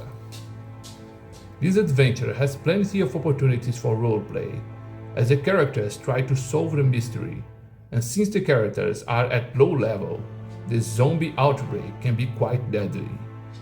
To me, this is the perfect mix of mystery, horror, and combat, and its setting and take on the Caribbean horror show the versatility of Ravenloft to explore different cultures and locations for inspiration. I love the cover art of the adventure done by Rob Ruppel, as it can bring to life the horror of the zombie outbreak, and the interior art is also amazing by the incredible Stephan Fabian. I have run this adventure as the first adventure of my ongoing campaign, The Caravan of Doom, and I added a few twists to make it even more interesting. I used the character Chickenbone from the Ravenloft Monstrous Compendium Volume 2 as a central part of the tragedy of the Tarascon family, and connected all this to the Dark Lord, Missouri. I also recommended to anyone wishing to DM this adventure to check out the Soren Gazetteer, a fan-made gazetteer of the domain, available to download at the Fraternity of Shadows, as it provides a lot of background information to the domain and a lot of plot ideas. And now, we shall travel around the world to New Zealand to know more about the channel How To RPG that has many cool videos teaching and offering great advice on how to play and DM. Isle of Dread is a masterpiece. If you have ever loved the King Kong film or movie from 1933, or Mysterious Island by Jules Verne, or Treasure Island, you might enjoy the Isle of Dread. The adventure module is loosely based on Skull Island from King Kong, without the gargantuan ape, because that would be copyright breach. The characters find a fragment from a ship's log describing a mysterious island and its location with hidden treasure. This adventure is just a few islands set out as a hex crawl or a sandbox, so players can go anywhere and do anything. There are primitive tribes surviving on the main island infested with hungry dinosaurs and wild animals. Venture to the small atoll next to the Dread Island and discover a secret lawless port of treasure-hungry pirates to trade with or just sabotage. Climb the mountains of Dread and find a gargantuan or giant egg laid by the huge mythic bird the Roc for a scrambled egg breakfast. Delve below Taboo Island, where an ancient temple of Kupru is worshipping a terrible threat to the world. Legendary Dungeons and Dragons monsters, mythical creatures. There is something for everyone to explore, plunder, fight, negotiate with, or just flee from. I highly recommend this Dungeons and Dragons adventure. Now, for Jordan, the PH is silent. He's going to reveal the secrets of the Rod of Seven Parts. Thank you, Fred. Hello, everybody. Jordan here. The PH is silent. My favorite, or a very memorable module for me in Dungeons & Dragons is the Rod of Seven Parts, which is from AD&D Days. And it has all of the things that I really value in a campaign or a story. It has an item that's like a collecting aspect. So you get to go around and collect each piece of the rod, and it slowly gets more powerful. It has a mystery. What is actually happening? Why are these rod fragments popping up? It has a lot of lore and history. There is a lot of history surrounding this magical item, and you have to go to very extreme places to find out that history and to see how you can utilize it to your advantage. And you get to travel to a lot of different places. But I love that I get to travel all over the world and then start plane hopping by the very end of it.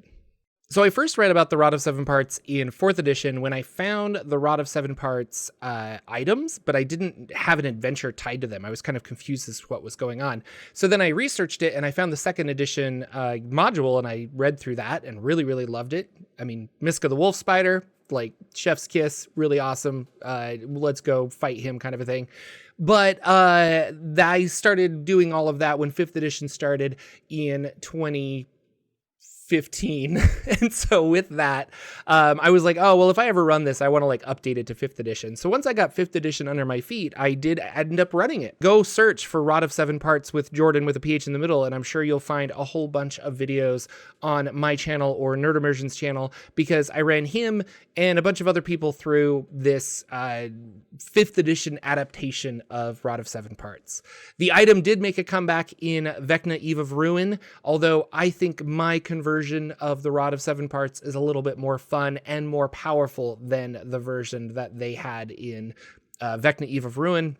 So don't buy that adventure just for the Rod of Seven Parts, but check it out. It's really cool. You get to travel around. There's demons. It's just kind of badass. Thanks so much for having me on. Up next is Knigobi with her favorite adventure. So my answer is a little weird, and it's because I am a bit of a weird DM when it comes to running adventures. I have technically never run an actual full adventure that is an official module. I do, however, use and abuse Radiant Citadel. See, my world, homebrew. My partner's world, homebrew. Most of my friends, homebrew. I'm so used to all these different homebrew lores, sometimes it gets jumbled in my head. And I also really enjoy Planescapes, but that can be a little overwhelming if you're not used to it. So a good introduction to the wacky and the wild is Radiant Citadel. But the other great thing about Radiant Citadel is it is basically like a in-between worlds quest hub. The actual adventure is an anthology of a bunch of different adventures that all center around starting in the Radiant Citadel. I've had many friends run Radiant Citadel with the hopes of grabbing characters from all these other homebrew worlds without them having to be lore dumped. They're coming in super confused about the world at hand, and it works really easily to integrate all those stories. But it's also super cool to have just this giant conglomeration of lore. Radiant Citadel itself is made on the bones of this giant astral beast, so it is this huge crystal-like structure, and then all wrapping around it are these bones that the structure is on. It's beautiful, it's incredible, just floating out in the ethereal. And not only is it a cool place to just have all these different types of lore coming together for adventures, but by the book, it's also this giant amalgamation of people from all around the planes and universes and everything. And as far as official D&D content goes, Radiant Citadel is the only thing I've actually really played in. And then there was a Planescapes adventure that I got invited to by Delver, fellow D&D YouTuber, and it also circled back to the Radiant Citadel. So it may be more of a place anthology than it is a singular adventure, but it's hard to talk about something that I don't super know. But Radiant Citadel, I do know.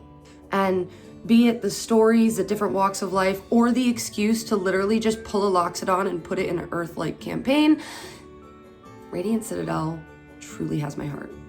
But I'm sure you're probably here looking for a lot more formal of answers, potentially looking for your next game. So I am going to hand you over to somebody who is a lot more technical than I am, Megaphone Man.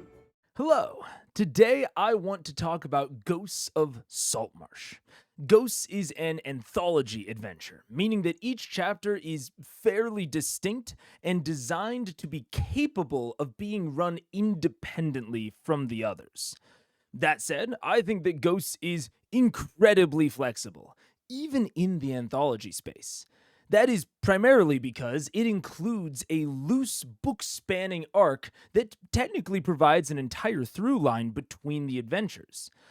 But that through line is light enough that you can easily rework it, divert from it, or completely ignore it, while still running most of the content in the book. And that flexibility is both its greatest strength and its biggest weakness. The through line is there. It can work as is, but it's very bare bones. If you try to run the whole thing straight through without adjusting a single thing, it can feel a bit basic, or even a bit confusing in places. There are several plot hooks that lead nowhere, and a number of tie-in points that the book seems to purposefully ignore. However, I do want to highlight that I think it ignoring those is purposeful. As an early example, in Chapter 1, there's a hired thug whose boss is vaguely listed as a prominent saltmarsh merchant. If you've read the rest of the book, it's clearly Gellin Primewater. But the module avoids naming him directly because he's in a later chapter. It gives you a lot of freedom to plug in your own plot lines or NPCs without breaking anything in an individual chapter. And that's really the core of it. Ghosts gives you a solid structure and a lot of great content, but if you want to run all of it as a cohesive whole, you're going to have to put in some work to do so. That said, I think the framework and the fact that it is traditionally placed in the long-established setting of Greyhawk makes that work pretty easy. And I know from direct experience, I'm running my current personal campaign right now in Ghosts of Saltmarsh, and I'm loving it. I'd recommend it to any DMs who, like me, have run mostly homebrew campaigns in the past, and who, possibly also like me, don't have time to create entire worlds anymore, but still want to run a lot of our own creations. With that, I wouldn't recommend it to someone who just wants to pick up the book and run it with zero prep or extra thought. I think it would be a bit lacking in that case. But if you're already wanting to put in a bit of extra elbow grease, I think this adventure can really shine. And I'm back in different clothes to introduce the next person on the list, and it is my personal pleasure to introduce the man of the hour, the Mystara expert, the one who brought us all together here today, a man who once described himself to me as here for the old shit and the new shit. It's Mr. Welch. Get ready.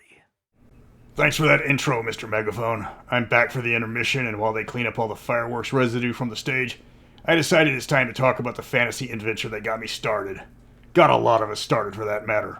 One of the deadliest adventures ever written, and one of the most educational.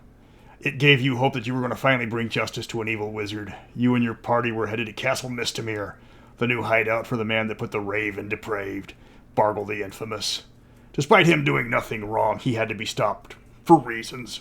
Everybody put on your nostalgia goggles, we're headed back to 1983. Mystamere is one of the most reprinted adventures in D&D, first released in the DM's book of Frank Menser's legendary basic box set. It was a dungeon that followed up the absolutely iconic Choose Your Own Adventure in the Player's Guide. That was the one that got us hooked, because it set up the biggest sucker punch in gaming history, one that hasn't even been approached yet after 40 years. Aerith, Joel Miller, Morton Solus, none of those inspired as much as shock, outrage, and desire for revenge as Alina did. Frank Menser was a master game designer, one with a sadistic streak that knew how to rip out our hearts right after getting us hooked, and you can't deny how good he was. Then he immediately throws us a bone to let us go after the bastard. See the stick? Go get the stick! Mystamere is legendary because it is the definition of a starter dungeon. It doesn't hold your hand, but it doesn't railroad you either. The initial entrance is done as a choose-your-own-adventure style game before you finally get into the ruins proper and turn it into a standard dungeon crawl. The monsters are a rogue gallery of your standard low-level monsters, but they aren't there at random. Each one has a purpose, a different style of combat, and introduces the characters to advanced concepts like poison, paralysis, charm, and instant death. It could TPK a party if they weren't careful, and taught people that how much paranoia is enough paranoia. It was the old-school equivalent of having your father teaching you how to swim by throwing you in the river. The trick is getting out of the bag first. It has traps galore, back when finding traps wasn't so easy. There were standard traps, magic traps, and a few puzzles that have thwarted players for decades now. Raise your hand if your characters tried to steal one of those magical beds. It wasn't pillow-fisted. This was basic. Nobody had more than 10 hit points. You were always 2 hits from death, and Cure Light Wounds was still a level away. But there were monsters and challenges that you needed a variety of characters to play. Mobs of monsters were laid low by a sleep spell. There were undead to turn, big monsters to hack down, and traps to disarm. Everybody got their time in the spotlight, and all of your abilities were relevant. It taught you leveling up because the deadliest room in the adventure requires you to be 2nd level before you encountered it. It had a sign on the door saying you must have this much XP to enter. Mystamir gave you the first 2 levels of the dungeon, and then tells the DMs it's up to them now to build level 3. They would show you how, and then take off the training wheels. Like Becmi, it slowly ramped up the difficulty as the players understood how to play. It did get a full write-up in Kill Bargle for 3rd edition, featured prominently in Dungeon Magazine 150, the last one they ever did. It has been redone in the Vaults of Pandius, there's several revisions on the DM's Guild, and I've seen conversions for every single edition. It's short, educational, and more importantly noob-friendly. Well, as much as basic can be noob-friendly. Next up is MysticArts, a lovely channel with some smashing videos that talks about all aspects of Dungeons & Dragons, and this is a rising star among us Dungeon-tubers. Now I gotta get back. I can hear the music starting again. You make me feel like I'm living a teenage dream, the way you turn me on. I can't sleep. Let's run away, and don't ever look back. Don't ever look back.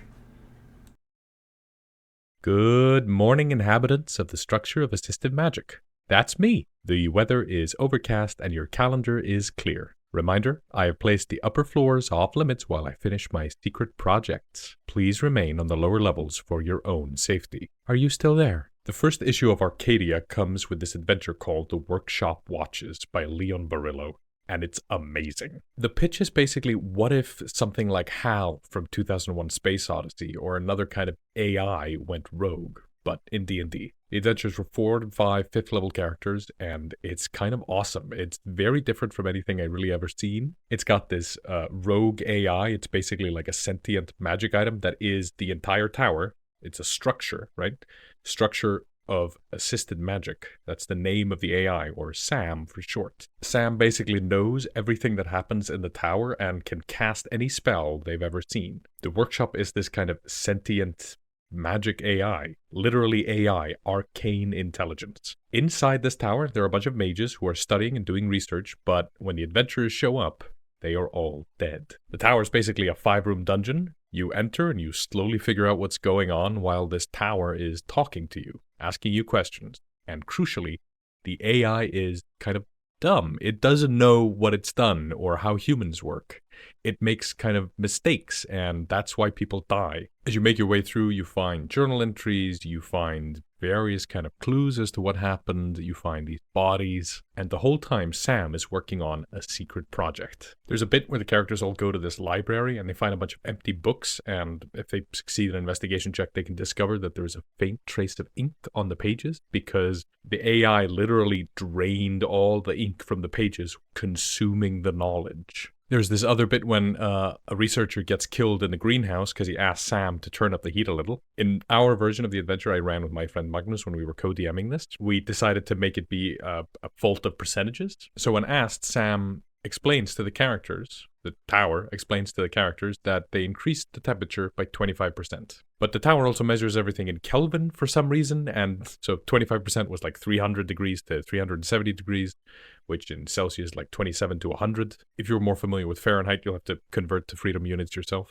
And when you get to the end, you discover the secret project that Sam was working on was making itself a body. And it's basically this shield guardian that it's going to port its intelligence into. And here's the kicker, if the characters win, they get to keep the shield guardian. They get to make a friend out of Sam. Then they have with them this shield guardian who's intelligent and has a hankering thirst for knowledge. It's kind of amazing. If you're interested in learning more about the Workshop Watches, it's the first issue of Arcadia published by MCDM. I think it's available on their Kickstarter and their store. The article and the adventure was written by Leon Barillo. I encourage you to go check it out. It's a short little, it's a handful of pages, just a few rooms, but it is an adventure we ran and is still having an effect on my campaign setting to this day. Sam is out there somewhere learning and going to explore the universe. And it's just a fascinating concept, especially with the way we're all talking about AI these days and the threats of it. It's very much in the cultural zeitgeist. So running an adventure like this with arcane intelligence, you can add a little bit of that sci-fi flavor to your game, but still keep it all rooted in the kind of fantasy you expect to see at a D&D table. You don't have to go full Expedition to the Barrier Peaks or whatever. Anyway, that was me. Thanks for watching. Next up is Ted from Nerd Immersion. So if I had to pick one of my favorite, if not my favorite adventure that I've played from a pre-written campaign in D&D, it'd have to be Tomb of Annihilation. Now, there's a lot of good stuff out there, but you got to realize that when Tomb of Annihilation came out, we didn't really have anything like this in the landscape of 5th edition. But I'll be upfront, honestly, dinosaurs, right? That's one of the biggest draws to Tomb of Annihilation in my mind, is we got a ton of new stat blocks for dinosaurs, but dinosaurs are present everywhere. You don't have to worry about what is my world, what are these adventures, what's the rarity of the chance of me encountering a dinosaur, what's going on with that. Chult and that whole world is just chock full of dinosaurs. So if you've ever wanted to encounter them canonically in a game and live out your Jurassic Park fantasies, well, you have an entire jungle full of dinosaurs, which also, again, this adventure expanded the number of statted out dinosaurs from the original monster manual to significantly more in a variety of different kinds. But you also have a world away. You're in Chult, this sort of foreign, almost alien to players at this point, jungle world, separate from the world of the Sword Coast that you've been used to adventuring so much so far in 5th edition. You have a whole series of random encounter tables, both for the wilderness, both for the port, and then also other locations further on. The capability of buying magic items canonically built into the adventure, also introducing a new weapon type in the Yikilwa, which is also pretty neat. And then obviously you have this epic showdown with the big bad, which you find out is the reason why the death curse exists. Did I mention the death curse? No one can be resurrected because something is trapping everyone's souls so that they can't be brought back to life if they're killed. Well, you find out who's causing that and why, and then have this epic showdown with a lich at the end of the campaign. And up until this point, we didn't have anything like that, dealing with a high-level undead wizard character, being able to sling things like counterspell and stuff to throw at the party. That's a pretty epic showdown and a pretty epic map at the end of the game. But you also have the whole concept of the trickster gods and dealing with the Tomb of Annihilation, which is based on Tomb of Horrors, a pretty lethal thing that players aren't really used to at this point in 5e. You feel pretty much like a superhero. And this concept of a dangerous, full of traps and things that are out there to make it difficult for you. Not to mention meat grinder mode was introduced in this, where you fail on a death saving throw of 15, or you have to 15 or above to succeed on a death saving throw. Meat grinder mode was introduced in this campaign. You also had a couple of different background options added to the game. Like I said, a ton of really interesting and iconic monsters from things like, again, Ankylosaurus or in a zombie form anyway, Stegosaurus. But then you also had the concept of Grung, the sort of tree frog, poison dart frog people, the froghemoth. This was my first introduction to fire newts. I believe the flail snail first appeared in this book before it appeared anywhere else. And then obviously the Zorbo, the terrifying koala replacement creature that's killed many a low-level party for sure. But also stats for interesting and unique magic items. For example, the Ring of Winter has its official stat block in this book. So a lot of really awesome stuff was introduced here. And I had a great time running this campaign because we did it as part of a charity event where we played through straight for 24 hours and we had a kill counter on screen. I think we ended that campaign with 9 characters killed because we were playing in meat grinder mode. And it meant a lot to me to be able to do hex crawls for the first time in D&D, because they had that on the overall map. Is the concept of survival and playing as a ranger was actually beneficial to folks because you needed to find a way to not get lost and deal with the concept of food, water, being able to stave off the various insects and diseases and things. A lot of really cool concepts were introduced in this module, and it just really kind of tickled the fancy that we didn't have in D&D 5e for me at this point. But that's enough from me. Up next, we've got No Fun Allowed, a powerhouse in the D&D YouTube space known for deep dives into modules, campaign prep, DM advice, and things that actually make your life easier behind the screen. And fun fact, I was introduced to No Fun Allowed from one of their OGL thumbnail review videos where they talked about some of my thumbnails. So take it away, no fun. Well, because the previous person took Tomb of Annihilation, I'm going to show off one of my most favoritist adventures of all time, which is The Wild Beyond the Witchlight. Right here, this adventure is truly an adventure. When I think of adventures, I don't want to think of the linear stories. I want to think of an extravagant experience where my players go into a fantastical place where they have no idea what they're doing, where they're going, who they're meeting up with. And The Wild Beyond the Witchlight for me just feels like a strange fever dream of an adventure, in that I feel a sense of nostalgia. It feels like maybe like an 80s fantasy movie in that regard. Whenever I run Wild Beyond the Witchlight, it's just such a magical, mystical experience, in that my players show up and they have a clear objective in mind, but the way they approach it, the way they travel about the land, and most important of all, the interactions that they have with all the denizens therein, just truly make it come to life every single time. It's just so good. I cannot think of a better adventure module that came out of Wizards of the Coast anyway, that has such an intricate, awesome variety of NPCs that your players will regularly interact with and have a reason to regularly interact with. There's a bunch of adventures where there is awesome NPCs, but more often than not, whenever your players are playing an adventure, they meet these NPCs, wander off, and that's the end of the story. They don't get to interact with them again, really. It doesn't make any sense. But in Wild Beyond the Witchlight, it makes sense. It makes sense why people want to tag around with them. It makes sense why the adversaries they make along the way are repeat villains through and through. It makes sense that your players don't kill everything in sight, which is another fantastic reason why I love this adventure module. Is this is not just a hack and slash adventure. Your players are going to explore in this place, fight people, and it doesn't need to be ended up killing them. In fact, it doesn't even need to end up in fighting. There's a reason why people may not want to fight. I mean, it just makes sense, right? A lot of people don't want to fight. But I feel that a lot of people get into that mindset of, oh, we need to fight. This is a game about fighting. Dungeons & Dragons, and all tabletop role-playing games for that matter, do not have to be about fighting. They really don't. There can be a whole bunch of fantastic role-play elements therein. There's a whole bunch of features on your character sheets that don't involve fighting. And most important of all is, this is a communication-based game. We're communicating with each other. Communication doesn't have to be purely through fist and sword, right? And ultimately for me, Wild Beyond the Witchlight easily cements itself as one of the greatest adventure modules ever made of all time, in that it is just a fantastical, whimsical, and truly lovable experience. So that's that for Wild Beyond the Witchlight here. I'm going to throw it now over to Paladin Pros. What's up, guys? It's Tanner from Paladin Pros here, where we talk about living a more creative lifestyle through the hobby of tabletop role-playing games. And today I am super stoked to talk just a little bit about the mega dungeon Stonehell, written and designed by Michael Curtis. Now, for those of you guys who aren't aware, a mega dungeon is a adventure that takes place entirely within, you guessed it, a dungeon.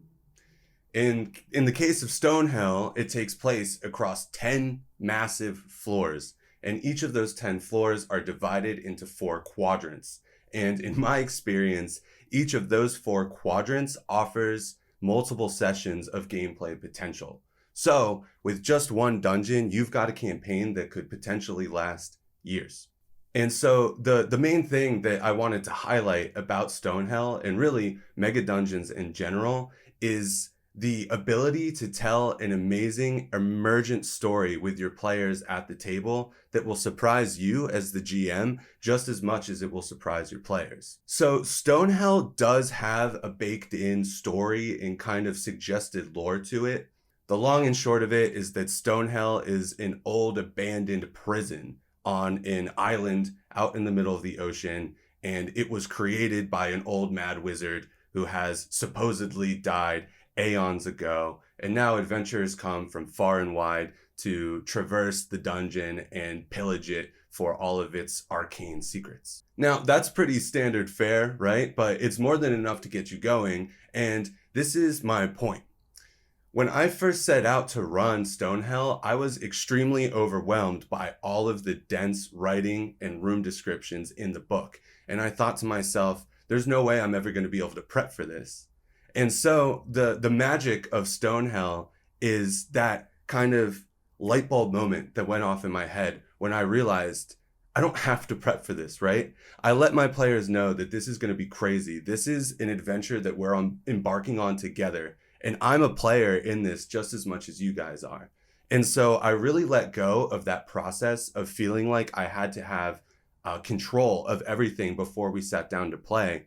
And as my players began to traverse this dungeon and kick down doors and navigate traps and fight goblins and kobolds and orcs, I was just as surprised as my players, and I was having a ton of fun.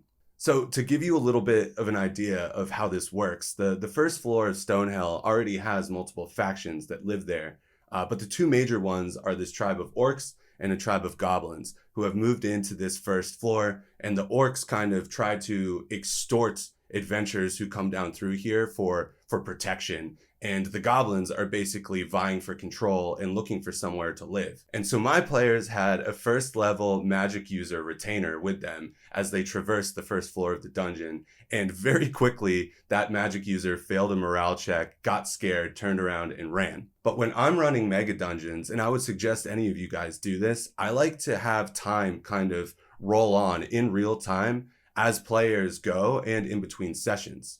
And so my players took a break, they camped out in the dungeon, and then the next time they returned, rumors started to swirl about this mysterious figure named the Volt Thrower. And the orc tribe ended up running into my players, and rather than fight them, they asked my players for help in defeating the Volt Thrower. And in return, the orcs would protect them and allow them free passage through the first floor of the dungeon. Now, of course, my players eventually went toe-to-toe with the Volt Thrower, who had aligned himself with the goblins, and it was the magic user retainer. And there was this dramatic battle for the first floor of Stonehell. The players reigned victorious. They brought the head of the Volt Thrower to the Orc King, and, you know, it was this fantastic triumphant experience. They gained free access to the first floor, and now they are preparing to venture down into the second floor of the dungeon.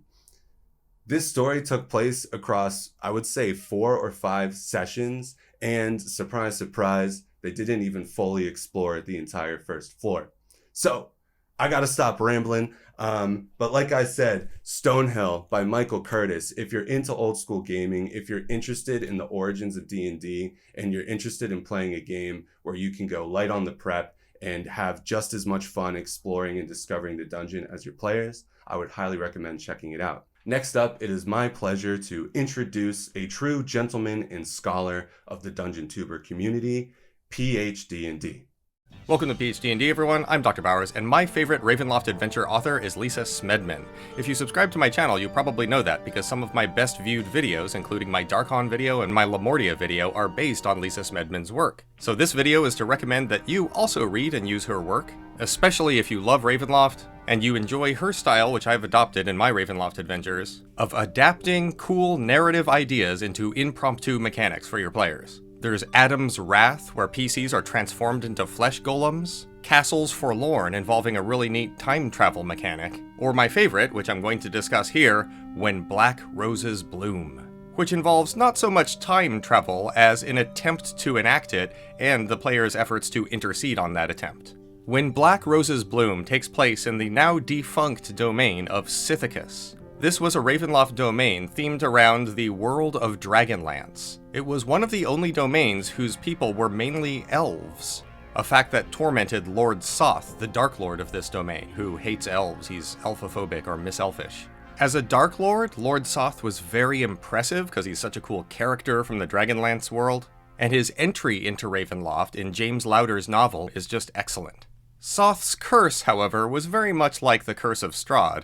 Just as Strahd is forever chasing after a woman who he can never quite ensnare, So was Soth forever chasing after the spirit of Kitiara Uth Matar, either as an elusive figure, a ghost, or by the end of this adventure, a person whose spirit has been scattered into 1,000 bits of diamond dust. In addition to being a Ravenloft Dragonlance crossover, however, When Black Roses Bloom is really neat because it plays with a central mechanic of Ravenloft, the idea that the domains of dread are there and only there to ensnare and ironically imprison their Dark Lords. Smedman's adventure asks the question, what would happen if a Dark Lord escaped their domain? Specifically, what would happen to their domain? And the idea of a domain that's crumbling away into the Ravenloft mist and disintegrating before the horrified inhabitants' very eyes? Indeed, the very theme for the 5th edition version of the Domain of Darkon comes from When Black Roses Bloom, Lisa Smedman's adventure, this one. In this adventure, the PCs arrive in Sithicus, they find the domain is disintegrating, people are losing their memories, they make their way towards Lord Soth's castle, Nedragard Keep, and then, after braving its dangers, they find Lord Soth ensconced in his throne room, attempting to escape the dark powers of Ravenloft by projecting his spirit into a series of magical mirrors. These mirrors allow him to rewrite history, or at least his own personal history, and he's trying to rewrite it so that he never got damned to Ravenloft to begin with. If the players don't want the world that they inhabit to be snuffed out in a puff of metaphysics, they need to stop Soth, and make sure that he stays trapped where he's supposed to be in Sithicus. Sound cool? Then take a look at the adventure and run it.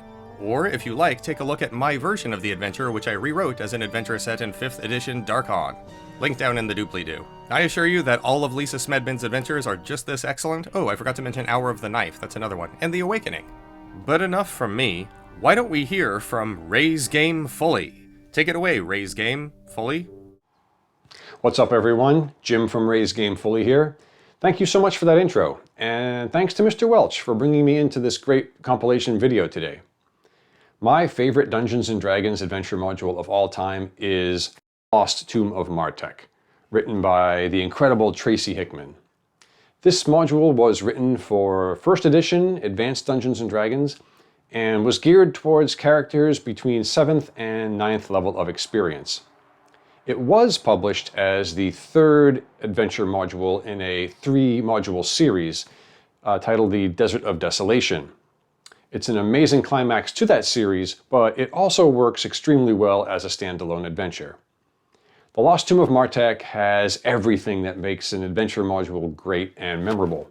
It has a compelling plot, which is easily adaptable to any type of campaign. It has interesting monster encounters, puzzles for the party to solve, really cool treasures, and it has excellent artwork and cartography. Let me just expand on each of those points so you can see what I mean. As far as the plot goes, in the adventure, the party sets off across a vast desert to find the tomb of a long-dead wizard, obtain his sphere of power, and fulfill an ancient prophecy by saving the desert peoples from the wrath of a powerful fire genie. The tomb itself isn't too hard to find, but it was magically constructed like a set of those wooden nesting Russian dolls. Instead of opening a door to find a room, the party opens a door and discovers a series of pocket dimensions. Each one has challenges that the party must overcome in order to gather some magical crystals, which will open the final area of the tomb. These pocket dimensions include a garden full of lost wanderers, an abyss like maelstrom where reality itself breaks down, a never-ending tower whose inhabitants are frozen in time, and a magical crypt guarded by the undead. As it's written, the adventure plays out with the party chasing some NPCs through these dimensions in a race to the final tomb. I've also run the adventure without these NPCs, which gives the adventure a more relaxed pace with some emphasis on discovery and exploration. It was very easy to modify the adventure in this way because the booklet is written so well and is organized so well. Each encounter is broken down into subsections, such as a description of what the players see, any traps or tricks that might be present, monster descriptions, and a short note on how the encounter should be played out in-game. As far as the monster encounters go, the adventure boasts undead crypt knights, desert watch spectral minions, a phoenix bird, a time guardian, and a purple worm, which I'll come back to in a minute. The adventure also has some really cool puzzles that the party must solve. One involves opening 1001 locked doors with some magical gems the party possesses. Another includes teleportation gates in a crypt. And there are several cryptic riddles that serve as hints for the party throughout the adventure. I also mentioned the cool treasures that the module has. Martek's final tomb is loaded with magical treasures. There are books, scrolls, wands, potions, weapons, armor. In fact, this is the only module I've ever run that has a shield +5 as one of the treasures.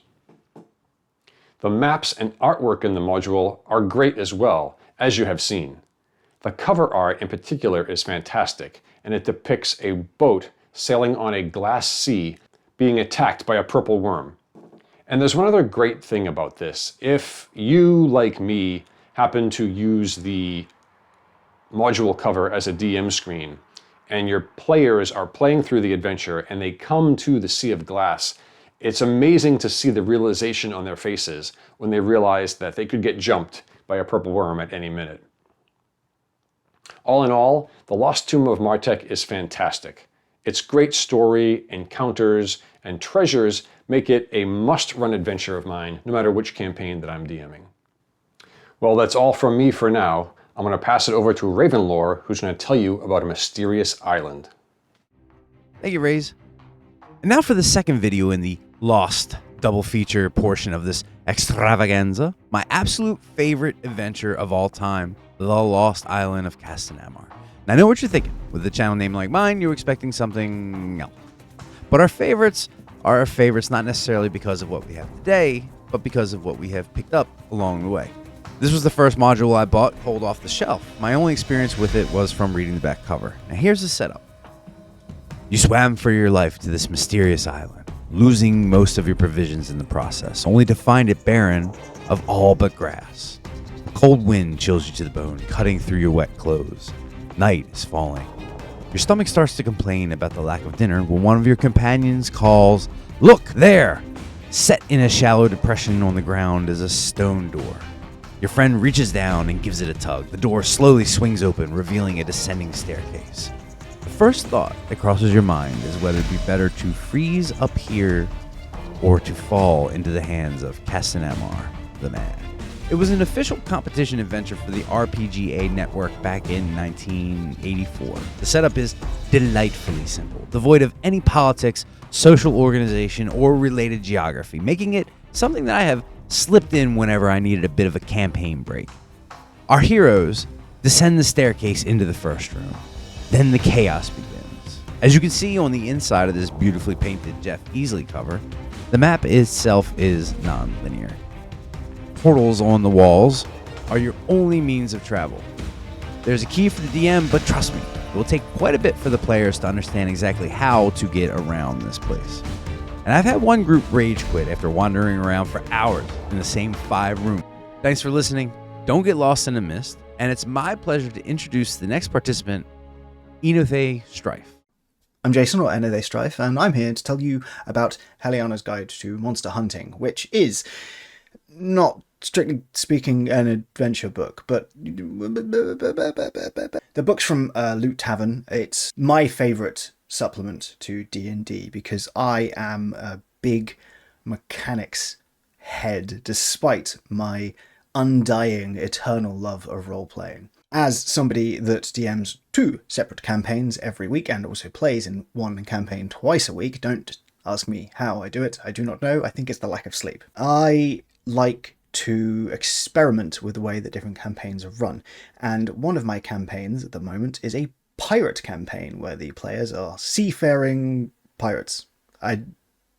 You know what a pirate is. Because of the nature of this, where they're sailing from one place to another, it's very often that there are stretches of time, days, maybe even weeks, where not much is happening outside of just traveling. Obviously, you can throw in villages and things like this to make sure that there are still things to find. Even on the open sea, you can come across a shipwreck that needs help or a random monster encounter. My players, for example, recently fought a rock because one of them rolled a 1 when I was doing the thing that DMs do where you're like, hey, can you roll the dice for me? They beat the rock, which is good. They probably shouldn't have been fighting a rock, but you know, we persevere. But the way that Heliana's has improved this campaign specifically is there aren't that many shops on the open seas, at least not in my take on it. And instead, the people make themselves stronger by harvesting monster parts. This is something I've toyed around with before in a campaign, very poorly because I didn't add attunement to enough items,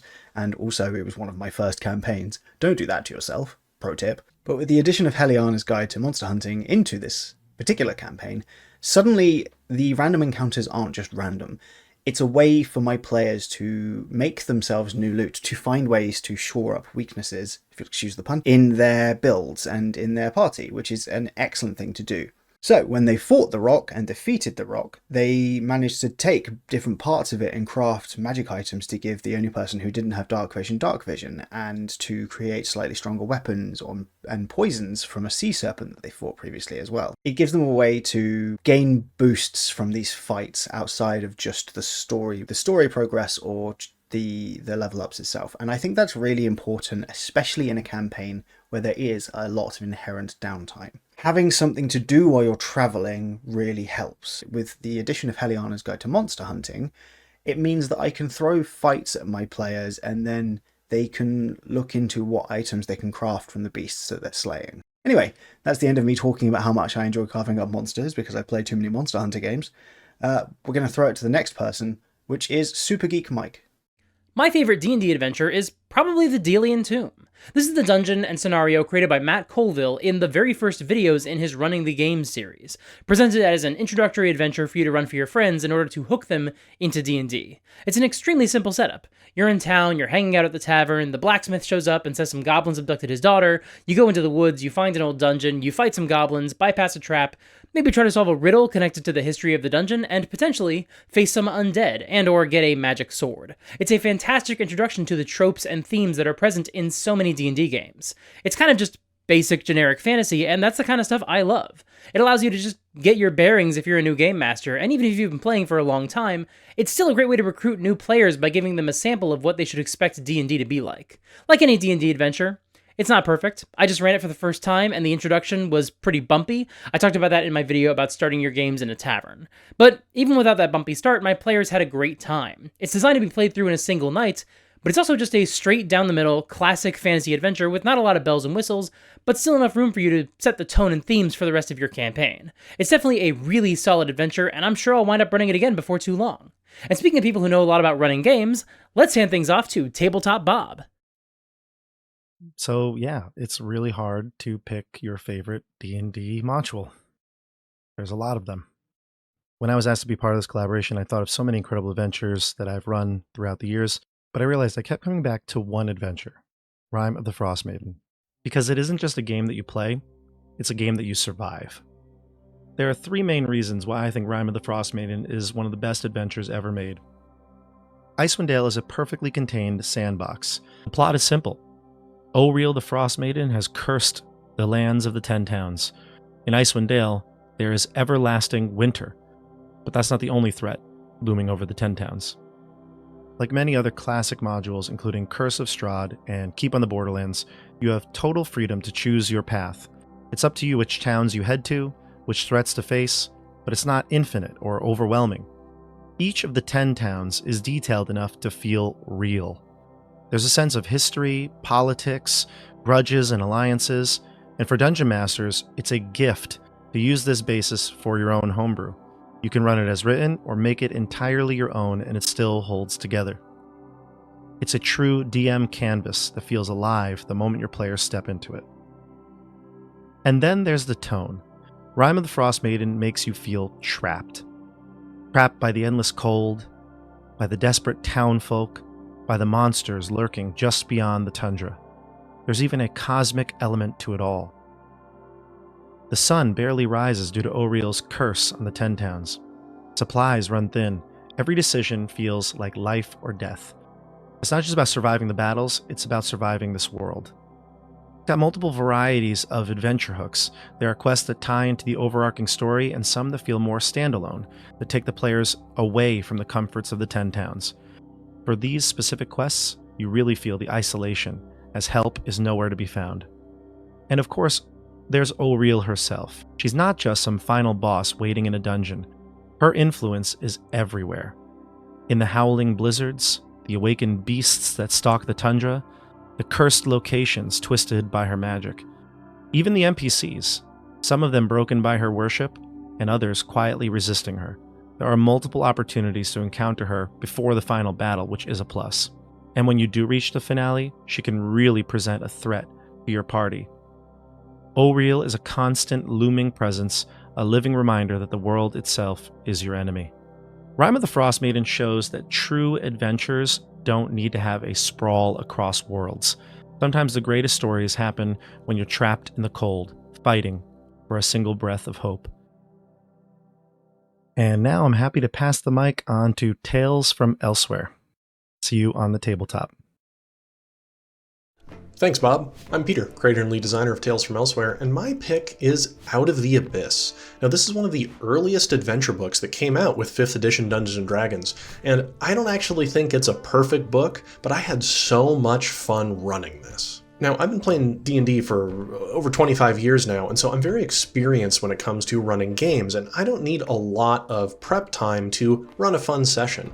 What I'm looking for in an adventure is evocative, interesting NPCs and fun set pieces I can plot my players into, and Out of the Abyss has this in spades. The start of the adventure is one in which the players are all captured and dragged down into the Underdark and thrown into a drow prison, and their goal is simple: make it back to the surface. But along the way, they're going to have all sorts of misadventures and hijinks and meet all sorts of bizarre NPCs.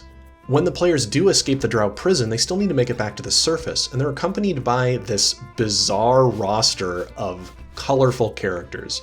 There's a serial killer in their midst, some thieves, a Quaggoth that believes that they're a long-lost elven prince from a kingdom nobody's heard about. It's just utterly bizarre, and you can spend whole sessions just playing off your players with these NPCs.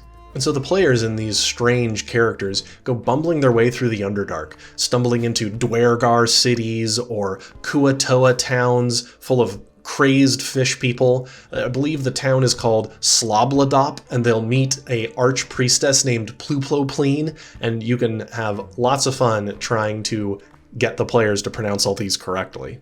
And there are hags and mind flayers and researchers, all sorts of characters that you may end up seeing if you've played Baldur's Gate 3 as well, as you'll meet the Society of Brilliance that you meet in the Underdark in the first act of that game. But this book does have some serious flaws. It's split in half. The first half is trying to get out of the abyss, and then the second half is actually going back down and taking the fight to some of the demons that have been unleashed. But that second half is much weaker than the first.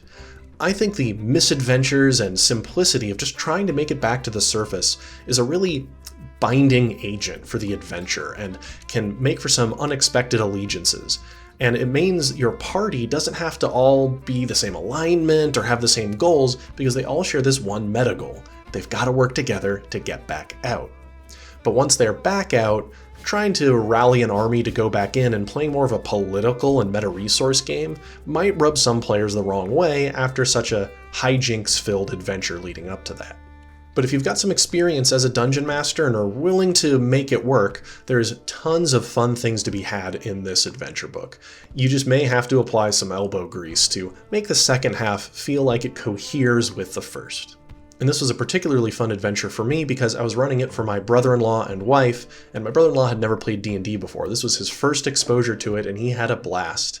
And my wife took copious notes. She had an in-fiction journal she was keeping from her character's perspective, chronicling all the strange adventures and mishaps that everybody had along the way. I think it's an adventure worth running, especially for new players. The simplicity of the goals and the wackiness of it all can really draw new players in with its humor. And now I'll pass it off to Twisted Pint Tavern. This is a really fun YouTube channel with a nice smorgasbord of options. There's mini games, custom magic items, Reddit horror story reviews, collaborations with other content creators. It's just got a nice variety of Dungeons & Dragons related content. Definitely worth checking it out. Hi, the module I chose to cover is The Keep on the Borderlands, which is an older adventure module made for old school D&D, originally printed back in 1979. It's meant to be an introductory adventure for characters level 1 through 3 and was even included in some editions of the old D&D basic set. I chose this module because it was the first one I ever played, back when my dad pulled out his old D&D books and we started playing with some family friends. Since then, when I run 2nd edition games, this has been my go-to starter module, and there's a 5e updated version as well, but I think it is third party. In The Keep on the Borderlands, the players arrive at a keep where they are tasked with investigating caves and caverns nearby and clearing out threats, monsters, and more. These Caves of Chaos, as they're lovingly called, introduce players to the classic dungeon crawls common in the world of Dungeons & Dragons. Everything from goblins and orcs to owlbears and traps can be found in the Caves of Chaos. There's more than just the caves to this module though. A swamp of lizardmen, NPC betrayals, and the keep that can become your party's base of operations. Players will encounter NPCs like priests, madmen, the curate, and more. It's a fairly high reward, low risk module for people who treat the caves with caution and strategize, but don't underestimate what lurks in the caves, or even that which doesn't. One thing that makes The Keep on the Borderlands really stand out is its open-ended structure. While a lot of early modules were more linear, this one gives players a ton of agency right from the start. There's no single correct order to tackle the caves. The players decide where to go, what to engage with or avoid, and how deep they want to go into the danger. It's almost like a sandbox inside a dungeon crawl, which makes it feel way more dynamic than you'd expect. Another cool aspect is the implied story within the caves themselves. Each monster faction has its own little area, environment, or structure, and while there's not a big exposition dump or heavy plotline, you start to notice a kind of ecosystem. Some groups are stronger than others, some might be at odds, and clever players might even turn that to their advantage. I remember one group I ran through years ago who managed to spark an all-out war between factions just by being sneaky and stirring up paranoia. It was hilarious, and it made the players feel like their choices actually changed the world. There's also this idea of the keep being a place of relative safety, but also potentially mystery. For a module that leans on simplicity, it drops just enough hints that not everything is as it seems. There are secret agendas, questionable NPCs, and the possibility of corruption or betrayal even in the quote safe zone. So even if your party decides to hang back at the keep for a while, there's still story to uncover there too. And one more thing I love is the way the module encourages player creativity and problem solving. Not everything is solved with combat. There's room for negotiation, infiltration, and exploration. You can sneak, bluff, or manipulate your way through parts of it if you're clever. That kind of flexibility is great for new players because it shows them that D&D is about more than just rolling dice and swinging swords. It's about choices and consequences, and the weird, unpredictable magic of the unknown in a shared story. Because this module is beginner-friendly, it not only allows the players a chance to learn the mechanics, but also the Dungeon Master. This module walks you, as the DM, through the combats, scenarios, and other mechanics that are needed without you having to read the entire player's handbook and Dungeon Master's guide beforehand. It doesn't force you into a basic mindset though if you are experienced, as there's plenty of chances to expand on plot points, combats, and more if desired. Once the players are done with this module, they'll come out with a few levels, a base of operations, some allies, maybe some enemies, and an understanding of how Dungeons & Dragons works. It's a fun start to a campaign, and with a little bit of time increasing difficulty, could also be fit into a pre-existing campaign without feeling like a throwaway side quest. I've even just pulled the Caves of Chaos map from this module to use in other scenarios, basically utilizing the dungeon crawl aspect of this adventure with a custom plot. So that's The Keep on the Borderlands, one of my favorite old school modules. Thanks for letting me nerd out over it, and up next is Verdigris Table covering another great introductory module. Hey everybody, thanks for that animated intro. You know, some people think Keep on the Borderlands is the adventure that has seen the largest number of D&D characters and players passing through it. And while that was probably true back in the day, and may very well be again, I'd be willing to wager that the most popular adventure of all time today, as of this particular recording and momentous gathering of nerds, is The Lost Mine of Phandelver. This little adventure has everything. Goblins? Oh yeah. we've got goblins. We've got goblins that might cause a TPK. We've got goblins the party might befriend and adopt. We got goblins in a picture-perfect little dungeon that showcases everything a DM needs to know about good dungeon design. But there's more than just gerblins and hobgobos and bugbears here. We're hitting all the classics, baby. Thugs, orcs, undead, ogres, there's a necromancer, there's a frickin' dragon, plus all the weird D&D particular favorites, owl bears and one-eyed monsters and many-eyed monsters, hot ghost ladies, these things, goo. You like exploration? I like exploration. We're tromping through forests. We're sneaking through ruined castles. We're going deep underground with the dwarves delved too deeply into the mythic underworld. All the hits. What about the social pillar of play? How about everybody's favorite starter town, complete with a bunch of NPCs and kind of factions, plus a perfect location to clear out and clean up and start your home base bastion in. Lost Mine of Phandelver is just the right size for a campaign, too. You can run the first chapter as a one-shot to hook your friends into loving this hobby, and the whole thing's like 50 pages opposed to a few hundred, so you can actually reach a satisfying conclusion before game night blows up or fades away. And if you do finish this thing in one more, guess what? We can ride this train all the way to level 12, 13, and beyond in a Mountain Dew-tinted, Cthulhu-fueled acid trip packed with mind flayers and body horror and just creepy, weird shit. I've run multiple groups through the Lost Mines and my longtime group through the Shattered Obelisk all the way, and always have had a blast doing it. I love this adventure, and I'd start another playthrough tomorrow. But maybe the best part about it is the number of people out there who have also played it. That's the best part about a lot of these adventures we're going through here today.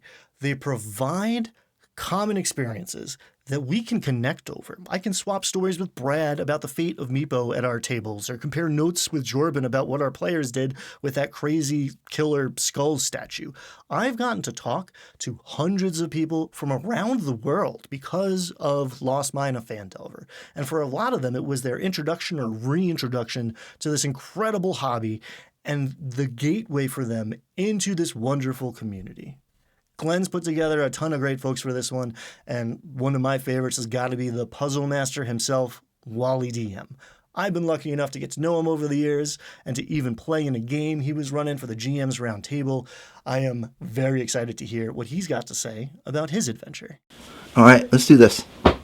So I've always felt fairly confident running games, exploration like puzzles and traps, and combat. But there was that one pillar that I was never very good at, and that was social encounters and role-playing. But in 2018, when Wizards of the Coast put out Waterdeep Dragon Heist, I was intrigued because Waterdeep, and I was also intrigued because this was supposed to be an urban campaign with a lot of role-playing and a lot of social encounters. And I decided to challenge myself, and I am glad I did. To date, this is still one of my favorite adventure modules. I've ran it twice, I'll run it again. There are a lot of different options. As a game master, you can run one of 4 different seasons. Each one had their own villain. You had Xanathar the Beholder in spring, the Castellanters were in the summer, the villain Jarlaxle in autumn, and a clone of Manshun in the wintertime. And so given those 4, the very first time that I ran this, I picked the Beholder, and it was awesome. Chapter 1 is the same for all seasons. You start in the Yawning Portal of all places, and there you get hired by Volo to go find a friend that has gone missing. And that's another thing about this book, is they're not afraid to put out a bunch of name drops. You've got Volo, Renair Neverrember, Manshun, Mert the Moneylender, Blackstaff Tower, lots of great NPCs in here. But back to our chapters again. Chapter 1, you go on your basic mission, and then Volo gives you a piece of property in Waterdeep. And as a game master, this is where you can just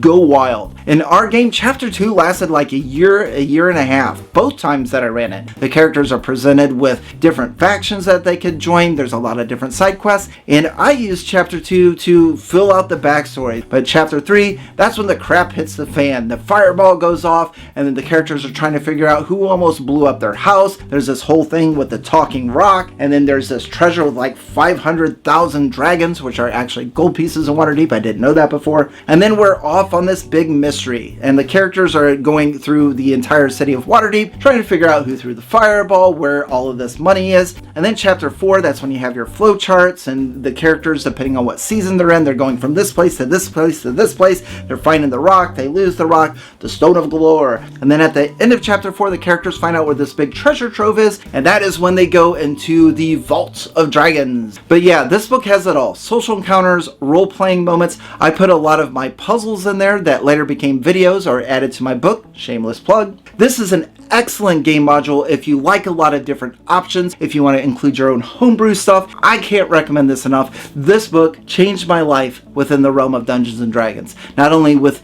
all of the stuff that I learned how to do and got better at, but with the family and friends that I was able to adventure and storytell with along the way. So that's my favorite adventure module. Now on to talk about theirs is Frank and Charles from the What is Tabletop YouTube channel. These guys are funny, they're a lot of fun to listen to, they have some great topics, and their audio is podcast quality. Be sure to check them out. All right, Charles, so today we're going to be talking about Fists of the Ruby Phoenix. It's a campaign guide for Pathfinder 2. What? Pathfinder? You know what Pathfinder? You should know what Pathfinder is. I know what a Pathfinder is. That's someone who finds a path. Yes, exactly. And that is the ripoff of D&D that eventually became Pathfinder 2. And that's what we're talking about, Charles. Get with the program. Is it like a side quest? Look, we only got so much time to tell these people who we are and about what this is. I'm Charles. Okay, yeah, well, no, the other guy introduced us. Okay, so Charles is my co-host. He doesn't know what we're talking about. We're talking about Fist of the Ruby Phoenix and why I like it, because I'm the only one who's played this, unlike Charles. Yeah. Okay, so basically, here's what's interesting. You know, like a big criticism people have about certain adventures is like they only stop at like a level 10 or 11, right? Yeah, of course. Yeah, so this one starts at level 10. Oh, nice. And it's basically almost similar to like, kind of like a Fortnite, like Battle Royale. Oh. You go in with a team, you're like going through the thing. They give you all the stats and all the fun stuff. They tell you all the twists and turns. Obviously, they give you the maps. The maps are really pretty, really nice. It's just a really fun adventure. If you like, those old-fashioned martial arts movies like Bruce Lee's Enter the Dragon, where he goes to a tournament and he's, fighting against Chuck Norris. I might be confusing two different movies together. I might not be. We'll find out. That's the basic idea, is that you and a group of people are going into this legendary tournament that only happens every so often, and hopefully you guys win, but probably some shenanigans happen because no tournament ever ends normal. Well, that's just TTRPGs in general, so. And obviously Pathfinder 2 is really fun, especially in a system where, making the character build is really integral to playing the game. Yeah. It's got some really fun people that you can fight. And it gives some very interesting ideas, more so than other systems that we won't mention, but are named Dungeons and Dragons. Do you fight like waves of people? No, it's other teams that you're coming across. And like I said, it's very similar to a battle royale. So you'll start just even making your way to the location to have the tournament at in the first place. It's pretty fun in that regard. It's give you some campaign advice and all of that. Very fun. I just like it because it feels like a different setting than most other campaign books. It's got a unique feel to it, and it starts at a later level. I think that's the really fun part, because we don't have a lot of adventures that start at later levels like this and that go all the way to 20 that are still fun. So how many times have you played this? Yeah, so we won't talk about that. Instead, we're going to go ahead and pass it over to Wisdom Check. Hi, I'm Jake. I make RPG supplements and videos about Pathfinder 2, or PF2. I love PF2, and I know that most of these videos you're seeing are for D&D, and I play D&D, and I could talk about adventures I've played in D&D, but I love some of the elements of the adventure from Pathfinder 2nd edition called The Slithering. I thought it was about snakes. It's not. So, spoiler, heavy spoilers for everything. So I love that it's really heavy drama right on the outset, because as soon as you start the adventure, the first dude you talk to in the first scene, before you do anything with your characters, you're chatting with him, you're here for some purpose, it doesn't matter. He transforms into a black ooze and kills you. Well, tries to kill you. He killed my party. God, that sucked. Because one of the rangers was a flurry ranger, not the ice cream, like extra fast attacks. There are multiple attacks that are easier to do. So the ooze took piercing damage, and then there were 4. Party died. The whole party. So we redid that scene because I didn't realize how lethal it was. But it's super dramatic for like these 6-level characters to just at the outset of an adventure, they're here for their own purposes, they have a mission, and then the first thing that happens in the adventure at all is this dude interrupts himself, transforms, and explodes into a huge black ooze and eats you, or eats random people. So what I did is I made it extra tragic by having like lots and lots of innocent bystanders to save the lives of the PC. Not because they could help, but they're speed bumps. So there were a lot of civilian casualties that day. But also, I love demons and extraplanar entities of many, many kinds. I think angels are kind of boring because you don't fight them. They're just like friends, allies you call on, and, you know, anyway. But halfway through this adventure, there's also a giant encounter with a bunch of demons and a priest who has this cheesy ability to throw his followers in front of him when he's getting attacked. He's a cult leader, of course, because that's what you do if you're a cult leader. And then they summon demons, and the demons are dinosaurs with spears that can talk. They're called Avothians. There are so many tropes and aspects in this one adventure that are just so fun. And there's things in here like a slime whip that you can pick up that changes shape when you attack. It's just cool. And there are fun, weird oozes. And I love oozes because they're already scary as fuck. Something that is really fun for the DM is that the demon worshippers, the cultists, they're humans. And because of the way the adventure is set up, you could, if you want to, at any point, if the adventure or a fight is getting too easy, you could transform one of the humans in this campaign into whatever kind of ooze you want. They're just fighting you, they're almost dead, they suddenly explode, and they're a mustard jelly. Reset the encounter. It's dangerous and it's fun. It's one of the few adventures that I would say is actually tense and scary to play in, because some of these things could just wipe the floor with a party of this level. And you never know where they're going to be. And you never know if someone's going to turn into one. Oh, plus, you know, there's an archetype in this. It's Pathfinder's version of like prestige classes that lets you turn into an oozy creature. Like it gives you ooze powers. It's a really, really flavorful, fun, it's sort of an over-the-top adventure, and that is my favorite kind because you can really grab it by the reins and guide it wherever you want. You are given so many tools and options just baked into the story of the adventure. So that's my adventure, The Slithering. And now, lastly, Wizards and Wordslingers. Jim. Hey there, it's GM Jim, and I'm going to explain why The Meeting at Deep Night is the perfect D&D adventure for new players, and why it's also hella easy to run for Dungeon Masters. This is a very short adventure for low-level PCs from the Defiance in Flan Adventurers League module from a few years ago. It's written by Sean Merwin. The Meeting at Deep Night goes like this. The PCs gather at a tavern. A town guard or some kind of police-like authority figure bursts in and exclaims, "I'm running out of time!" He approaches the PCs and says, "I need you to go on an undercover mission for me. We had a sting operation set up, but my partner has food poisoning and can't go, and we only have an hour until the meet is supposed to happen. Take this diamond and meet with an illegal dragon egg seller at a nearby location. Trade the gem for the egg while you plant this magical tracking device on the sellers, then report back to me.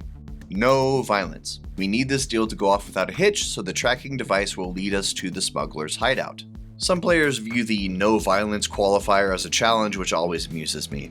But that's essentially the whole adventure, although what I've described is a little modified from how it's written. It's basically a tense encounter with a group of shady black market dragon egg smugglers, where good roleplay and deception make the difference between a bloody adventure climax or an espionage one. And you can also stick combat anywhere you like. I usually have a group of kobold bandits ambush the PCs when they're leaving the meat because the smell of the dragon egg attracted them and now they want it for themselves. I love this adventure for new players because it has roleplay built into the central conflict. The final quote-unquote battle is a conversation in a barn. And it's so flexible that I've run this whole thing in 90 minutes and I've also run it stretched across 2 sessions. Come up with a few secrets and clues the party can learn about the smuggling ring if they ask around town. And it so easily leads to future plot hooks. If the meet goes well, the town guard will attempt to hire the party to collab with them to take down this dragon egg smuggling ring. Boom, instant campaign. If the meet goes poorly and the PCs kill everyone in the barn, maybe the smuggling ring takes notice and starts to target the party. Maybe the local crime gangs hear the party is in cahoots with the cops, which could have consequences. There are a million ways this could go, and I can't wait to hear about where this takes you. Until next time, I'm GM Jim from Wizards and Wordslingers. Now go forth to adventure.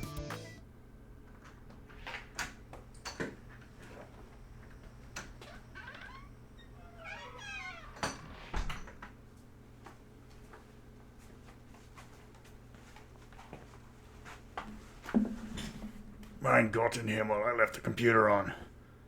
Well, the concert ended rather abruptly when, despite her expressly encouraging us to dance, they didn't mean me. I mean, it's not like I didn't ask people to join in with me. Everybody has to get their first time in the pit. And this concert sucked. If you can't carry the weight of a fully grown man on your shoulders, what are you doing at the front of the stage? Anyways, I'm back. I'm tired. I'm exhausted. Thanks for everybody who participated this year, and I'll see y'all in 365. Now I'm off to get this damn song out of my head. Oh, I'm sorry. The old tailor can't come to the phone right now. Why? Because she's dead!